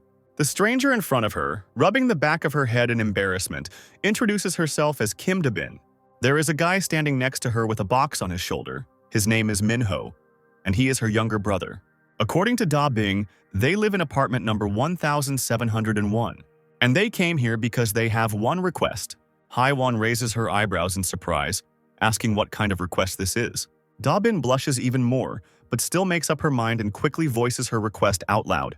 She knows it sounds very impudent, but she would still like to ask to take a shower in their apartment at least once. Hye-won's mouth opens in surprise, as she expected the request to be much more serious. "Just in case," she asks again, and Da-bin, blushing embarrassedly, asks again for permission to wash. No less embarrassed, Hye-won opens the door wider, inviting the boys to come in and use the shower. "Where should I put the box?" Min-ho asks. This box contains a variety of canned goods. Min-ho opens it, and Hye-won looks at the neat rows of neatly stacked jars with admiration. How can you do without gifts when you show up at someone else's house with strange requests? Da-bin laughs, still embarrassed. The bats, bows, and arrows neatly stacked in the corner. She asks in surprise who owns all these weapons. Hye-won replies that it's a long story, but the guns don't belong to the residents of this house. At this point, Jae-hyun decides to stop his observation. These guys definitely don't look like bad people, so he decides to see them sometime later and talk. Moreover, together they can try to save people from another high-rise building. Suddenly, a notification appears in front of the guy that a red tiger was caught, for which he was awarded quite a lot of experience and 39 million won. And also, another new skill was acquired. Jae-hyun realizes that he missed a lot and again uses his absolute vision to return to the guys from the rescue team. He sees tired, bloody people, a defeated tiger and a lifeless bear lying nearby. What could have happened there? The recluse thinks tensely. The system informs the guy that creatures have been discovered that meet the requirements for obtaining the status of citizens. Without hesitation, Jae-hyun grants citizenship to all the remaining people. Now the number of its citizens has reached 50. The experience points and money they earned have increased by 100%, and the skill, Power of Trust, has appeared. He looks back and sees Ben-ho, who is running forward with his grandmother in his arms, not sparing himself. Everyone else runs after him, but the rather tired Doksu carries the bloody Onju on his shoulders. Jae-hyun realizes that the girl is seriously injured. Right in front of the running boys, a new group of angry goblins suddenly appears. Hai-rin and Kim Gon, who are slightly behind the others, raise their bows and begin shooting. To their great surprise, each of their arrows kills any goblin on the first hit. The other guys also notice that their bodies suddenly become very light and their breathing evens out. Jae-hyun realizes that it is because of the new skill, Power of Trust, that increased all abilities by a value equal to the trust of each member of the group. Almost everyone in Donggun's squad has a trust level of 50 or higher. And now all of their abilities, such as endurance, vigilance, muscle strength, reaction, and others, have increased by at least 50%. Ben-ho is the first to realize that it's all about Jae's strength, Hena. Now the loyalty of Kim Ga-yeon and Yoo Hye-rin has also increased to the required values, and Jae-hyun immediately registers them as vassals. The surprised girls notice a bright blue glow around them and do not understand what is happening. Ga-yeon receives the title of Fourth Servant and the awakened ability, Piercing Shot. With renewed strength, the girl pulls the bowstring and begins to attack. She fires just one shot, and the arrow hits its target, taking off the head of the first goblin. But then something strange happens, because the arrow continues its flight and immediately catches up with the rest of the goblins, hitting each of them in turn. This skill is called Piercing Shot, and it consumes mental resources to fire an arrow that pierces the target. Jae-hyun gives the girl a new task: kill 10 goblins using this skill in 10 minutes. He thinks this ability is quite controversial. Hai-rin also gained a B-rank ability called Poison Mist, which also consumes mental resources to release a mist of deadly poison. If used incorrectly, this ability can harm the party members, and Jae-hyun decides to study it in more detail later. Now he intends to get to know the residents below. The recluse uses his Absolute Eye skill again to see what these people are doing. He sees a guy walking somewhere with a small bottle in his hands. Jae-hyun realizes that they brought drinking water in advance, which is very reasonable. It is for this reason that they have no need to join Donggun's squad. These people successfully stocked up on food and water. Suddenly, Jae-hyun notices a girl lying motionless on the floor. Only after realizing who she is does he immediately rush to help. This girl's name is Kim Da-young, and her awakened ability is healing. "It's a healer!" Jae-hyun shouts joyfully, continuing to run further. Finally, the guy runs to the apartment he needs. A little hesitantly, he opens the door and looks inside. The door is locked with a latch from the inside, so Jae-hyun can't get into the apartment. He remembers his new skill very well. This is the invisible hand of the absolute recluse of the first level. With this skill, you can summon an invisible hand and control it for your own purposes. By concentrating, the recluse activates the desired skill. Obeying the will of the owner, the invisible hand takes the form of huge nippers. The guy immediately pushes them through the door crack and places a latch between the blades. One effort and an invisible hand breaks the bolt in half. Jae-hyun immediately opens the door all the way and rushes into the room.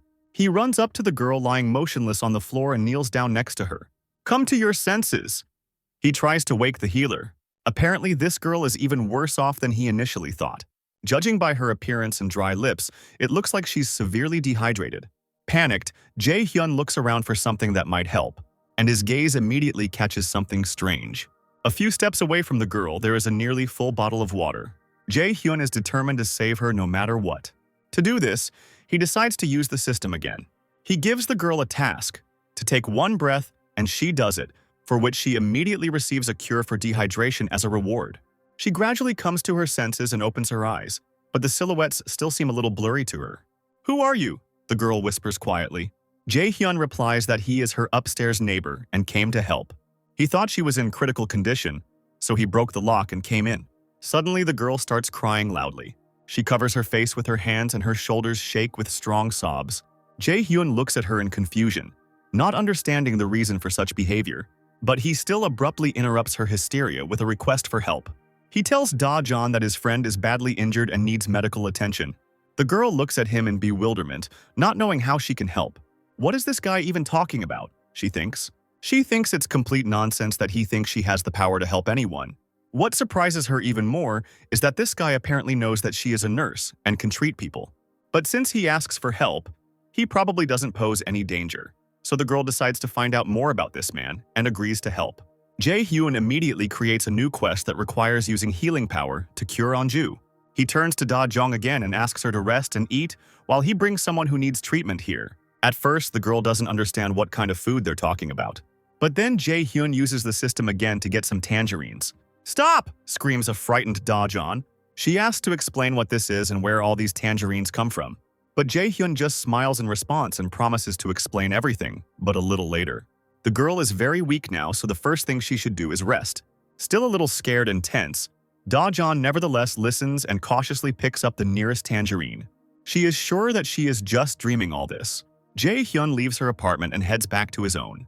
Very soon a new notification arrives that the healer's trust has increased slightly. The guy still can't believe that everything happened so suddenly. The guys from Dongon's squad should already be here, but for some reason, they are still nowhere to be seen. He looks out into the street and his eyes immediately widen in surprise. He sees a huge red tiger very close to his house. The beast chases the tired and wounded guys from the squad. Jae-hyun can't believe his eyes. He didn't expect to see another red tiger so soon.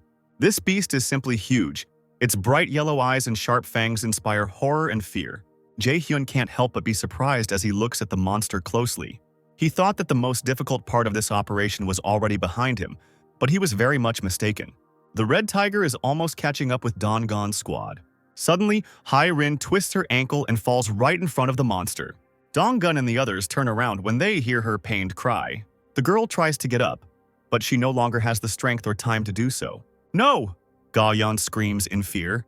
Rin, who had somehow gotten up, a huge red tiger had already opened its fanged mouth. The girl clenches her teeth and turns around, realizing that she doesn't have time to escape. The tiger roars loudly and almost touches her body with his fangs. However, when he finally bites and clamps his jaws, there is no one between them.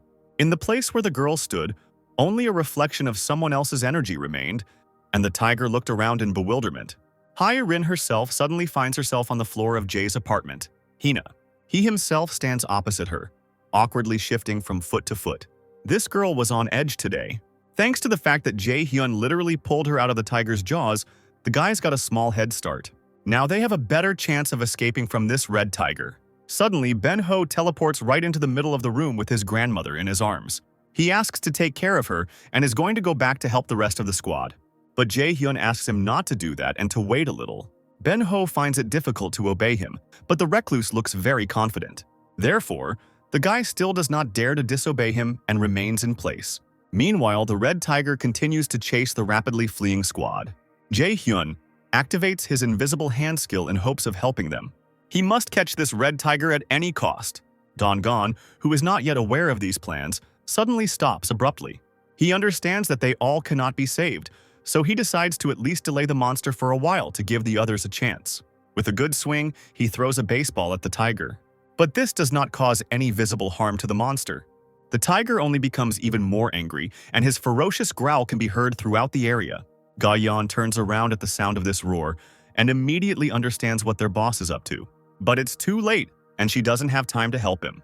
Donggon looks at the raging beast and clearly realizes that the end is near. "Run!" he shouts to the others, and he himself rushes in the other direction from the detachment. He runs forward as fast as he can, leading the tiger behind him. He himself will definitely not be saved, but now at least his squad will be safe. The tiger roars loudly again, almost catching up with the weakened man. Its mouth is wide open, so that rows of razor-sharp teeth are clearly visible. Donggon turns around and looks in horror at the huge fangs of the monster right behind him. The guy grits his teeth, preparing for the worst. An unexpected salvation comes in the form of Jae's invisible hand Henna, who again took the form required by the owner. The tiger tries to resist, but this time the enemy is stronger than him. An invisible hand wraps itself around the monster's neck, restricting its movements and preventing it from breathing normally. Donggon's squad, who never escaped to safety, looks at this picture in amazement. A sign with a task appears in front of Ga-yeon, and the girl freezes in surprise. Jae-hyun thinks at this moment that he doesn't have to act on his own. If Ga-yeon accepts the task and goes hunting right now, the size of the catch will increase fourfold. And the girl lives up to all his expectations. The tiger, trapped by an invisible hand, can't even escape when Ga-yeon approaches him. The girl looks with hatred at the monster that just almost ate their boss. Without a second's hesitation, she draws the string of her bow and releases the arrow. The red tiger is dead. The trust of the superhumans has increased again, and now the recluse Donggon happily registers as his vassal. As soon as the guys go up to the apartment, Jae-hyun asks the healer to help the wounded Onju. Frowning with tension, Da-jon carefully heals the victim's wounds. Little by little, the bear girl begins to come to her senses. Jae-hyun is glad that he was so lucky to meet a healer. Now he would really like to know where the other red tiger came from. Donggun thinks that Ben-ho's grandmother's house was in the territory of the red tigers, which is why there were so many of them there. They managed to kill one, but it turned out that there were more there. If you think about it, there wasn't a single goblin near the house. And if even these creatures were hiding from the tigers, then the grandmother herself was in great danger. Fortunately, the squad entered the territory of only 2 tigers.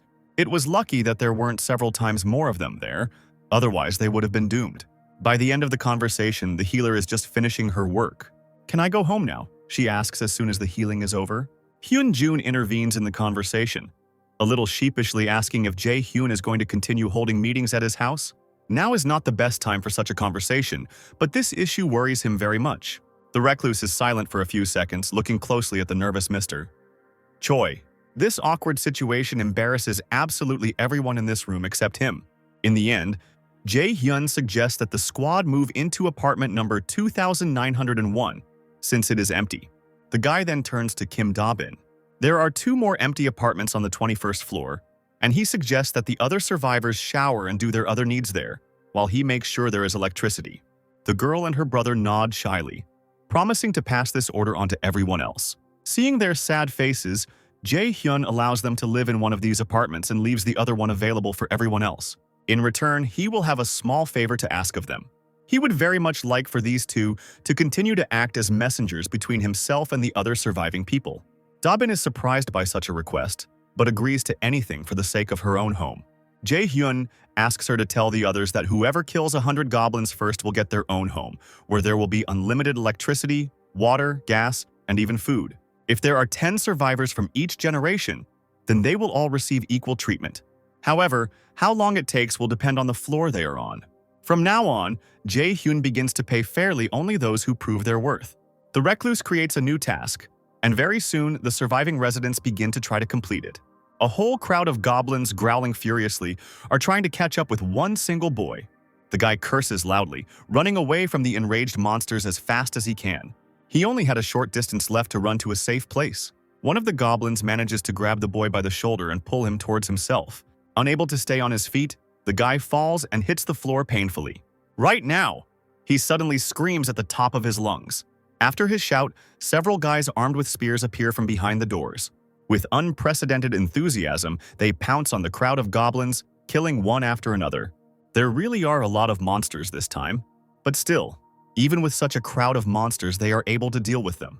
The guys work tirelessly with their spears, piercing the angrily screaming creatures right through. Very soon, only a few wounded goblins remain from the entire crowd. Realizing that they cannot cope, the monsters begin to scatter in different directions. "Show you something interesting?" One of the guys suddenly asks the others. He adjusts his grip on the spear and stands still, focused, taking aim. With a loud cry, the boy throws the weapon forward, and it flies past his stunned friends like a bright arrow.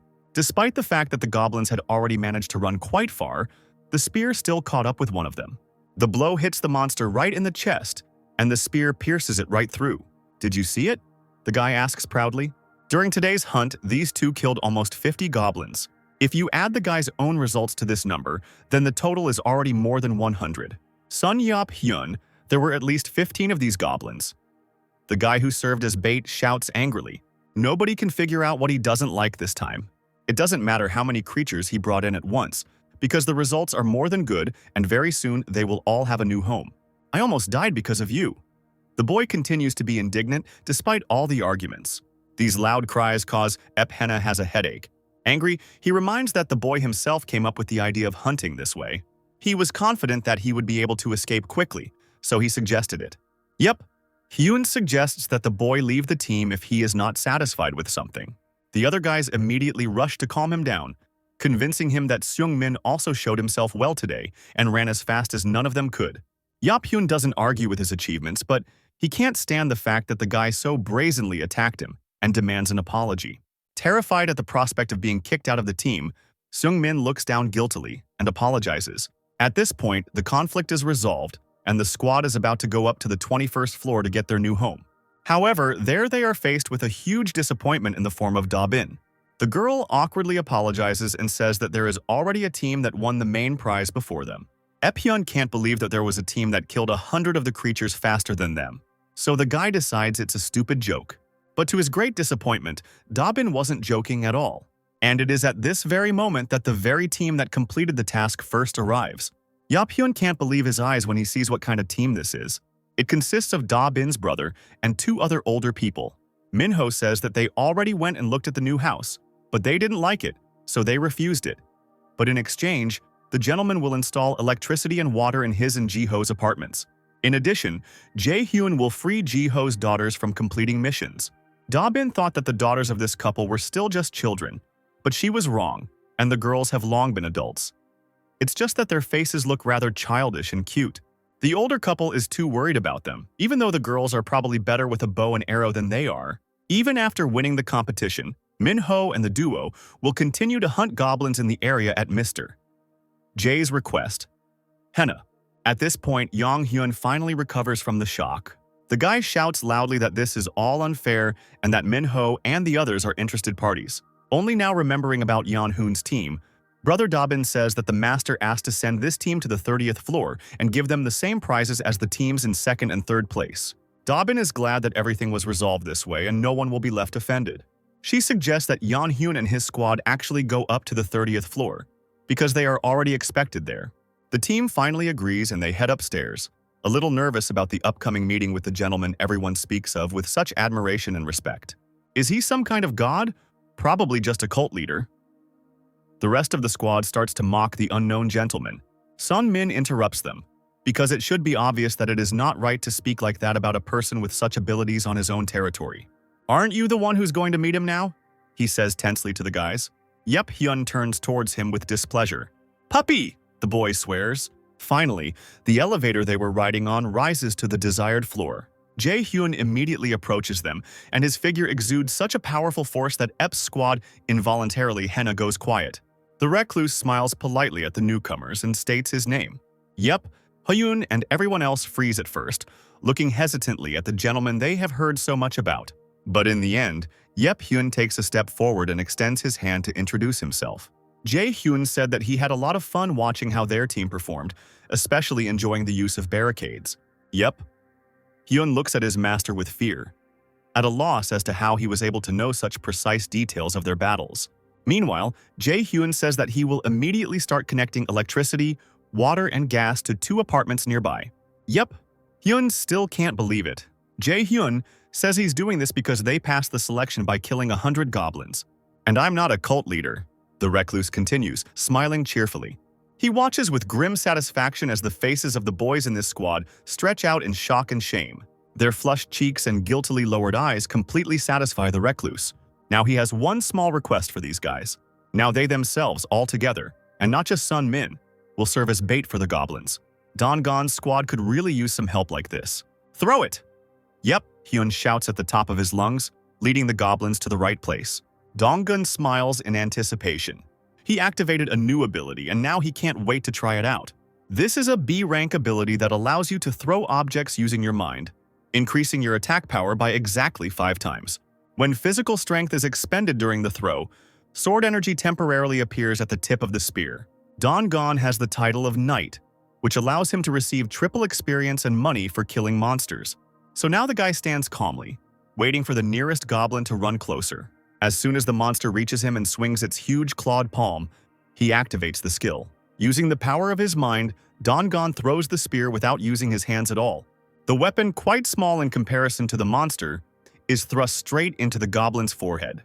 Ga-yeon, behind Donggun's back, keeps up with his boss, tirelessly killing goblins in the same manner. The goblin who was hit right in the forehead by the spear falls as a huge dead carcass at Donggon's feet, and the guy takes out his weapon again. The next spear, this time thrown by hand, also hits the target accurately. The last monster has been killed and now the task of destroying 100 goblins is complete. When the monsters were dealt with, a whole and unharmed family of 3 was discovered nearby. Donggun and the rest of the guys take these people with them to bring them to Jae-hyun. Therefore, the recluse very soon receives another notification about the discovery of creatures that meet the requirements for citizenship. Along with these 3, Jae-hyun already has 200 citizens. After granting citizenship to Im Dong-woo, Song Sae-byul, and Im Hyun-sung, the tax collection skill was unlocked. This skill collects 10% of the money from all citizens, and at the same time the amount of cash people have does not decrease. The recharge time is 30 days, so Jae-hyun will have to wait quite a long time before he can raise the amount needed to save his parents. He needs to send Ha Dong-gun's team to the Nambuman area as quickly as possible. So the recluse decides to distribute the finances and unexpectedly increases his own level to 10. The surprised guy receives a grant of 1 billion won, and the construction function is immediately activated. Now he becomes an absolute recluse of this entire apartment building. The amazed guy begins to look at the list of objects for construction provided by the system. The information unpleasantly surprises him because it turns out that, for example, in order for the construction of solar panels to pay for itself, one will have to wait about 5 years. Therefore, the first thing the recluse decides to do is to raise Dong-gun's level. And then he remembers the grant he recently received for 1 billion won. The guy learns that this money can only be spent on construction, and this amount does not include the money in his account. Jae-hyun decides that he can't help but spend it all. That's why he's determined to install solar panels. A new store window appears in the system, and the recluse decides to see what it is. This is a room that works in combination with the Absolute Recluse skill, where you can sell absolutely all registered items. It is a system that creates objects in reality the moment a person pays for a purchase through a translucent window. All this time, the production of humanitarian aid and its delivery will also work. And with such a store, citizens will be able to buy everything they need themselves, and Jae-hyun himself will be able to install some things.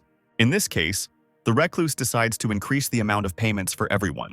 The system asks where the store should be installed, and Jae-hyun chooses number 101. Then the guy decides to install a gym as well.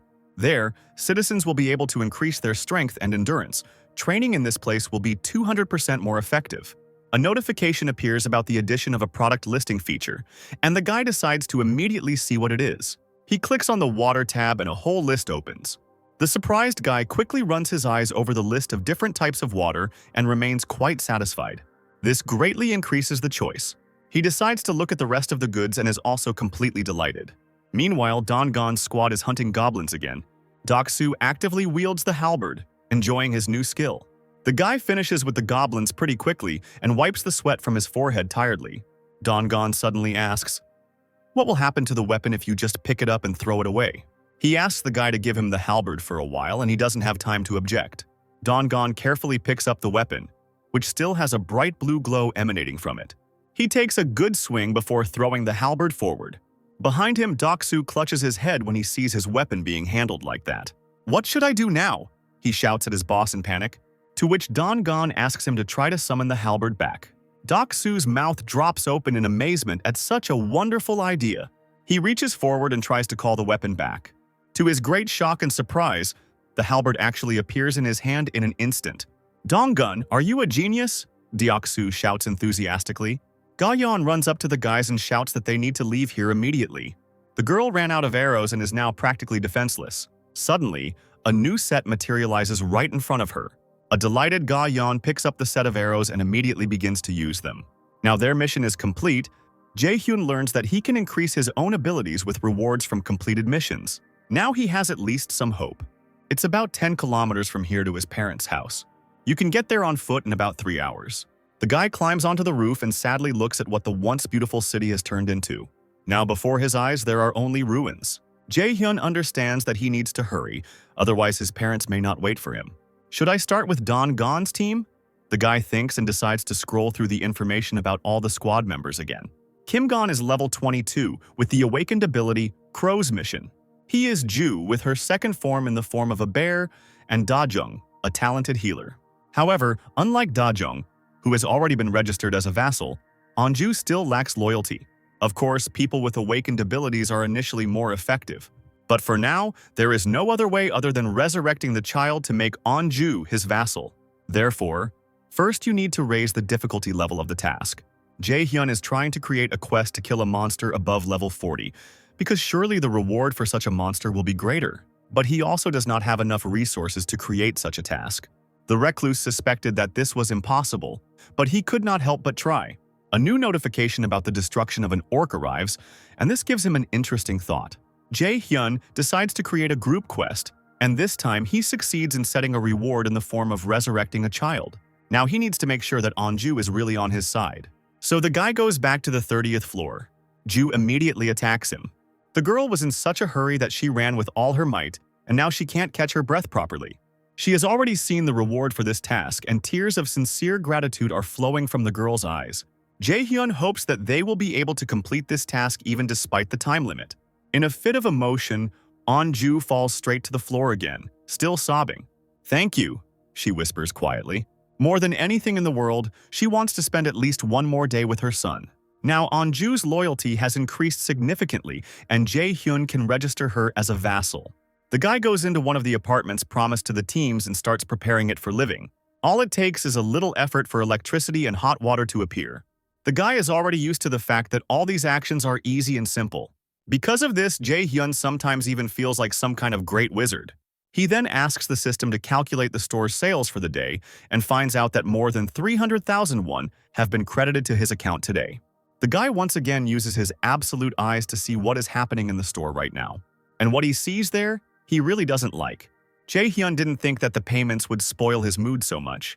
Conflicts are increasingly breaking out among residents. Once a space called the store was created on the first floor of the house, everything changed dramatically. The pennies that were awarded for killing goblins began to stimulate the desire to hunt.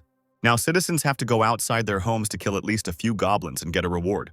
Now the level increase is going according to plan, and the number of new citizens has increased significantly.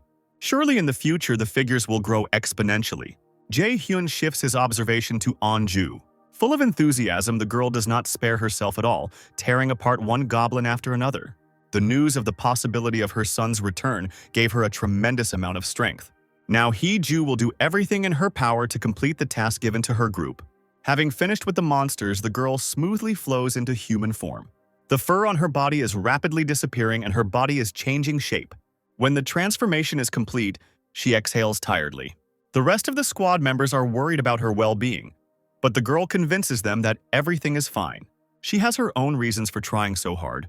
Without sparing herself, Jaehyun knew he did the right thing by bringing Onju and Da-young together, and now he sees that they get along quite well. It was an obvious outcome, judging by their characteristics. Meanwhile, the girls noticed something more terrible than an ordinary goblin approaching. They peered intently into the darkness, from which they heard someone's heavy, threatening growl. Another monster approaches them with slow, confident steps. But this time, it won't be easy for anyone. The girls look tensely at the creature, from which comes a heavy, oppressive aura of danger. He's not like the monsters they've encountered before. Onjun is the one who comes to his senses the fastest and once again switches into his fighting form. A moment later, a huge brown bear is already standing in front of the monster. Without wasting any time, Onjun immediately rushes into attack. The monster manages to put his weapon forward to avoid this blow. The bear tries to break through the huge long spear, but the monster does not allow her to do so. Ga-yeon joins the fight and draws his bow, preparing to use his new skill as well. She releases an arrow and it flies towards the monster, whistling through the air. The girl is confident in the success of her shot, because last time with the help of this skill she managed to kill several huge goblins at once. However, today she is in for a big disappointment. The monster easily deflects the arrow fired at him with his spear, but the she-bear takes advantage of this delay and, with a growl, rushes straight at him again.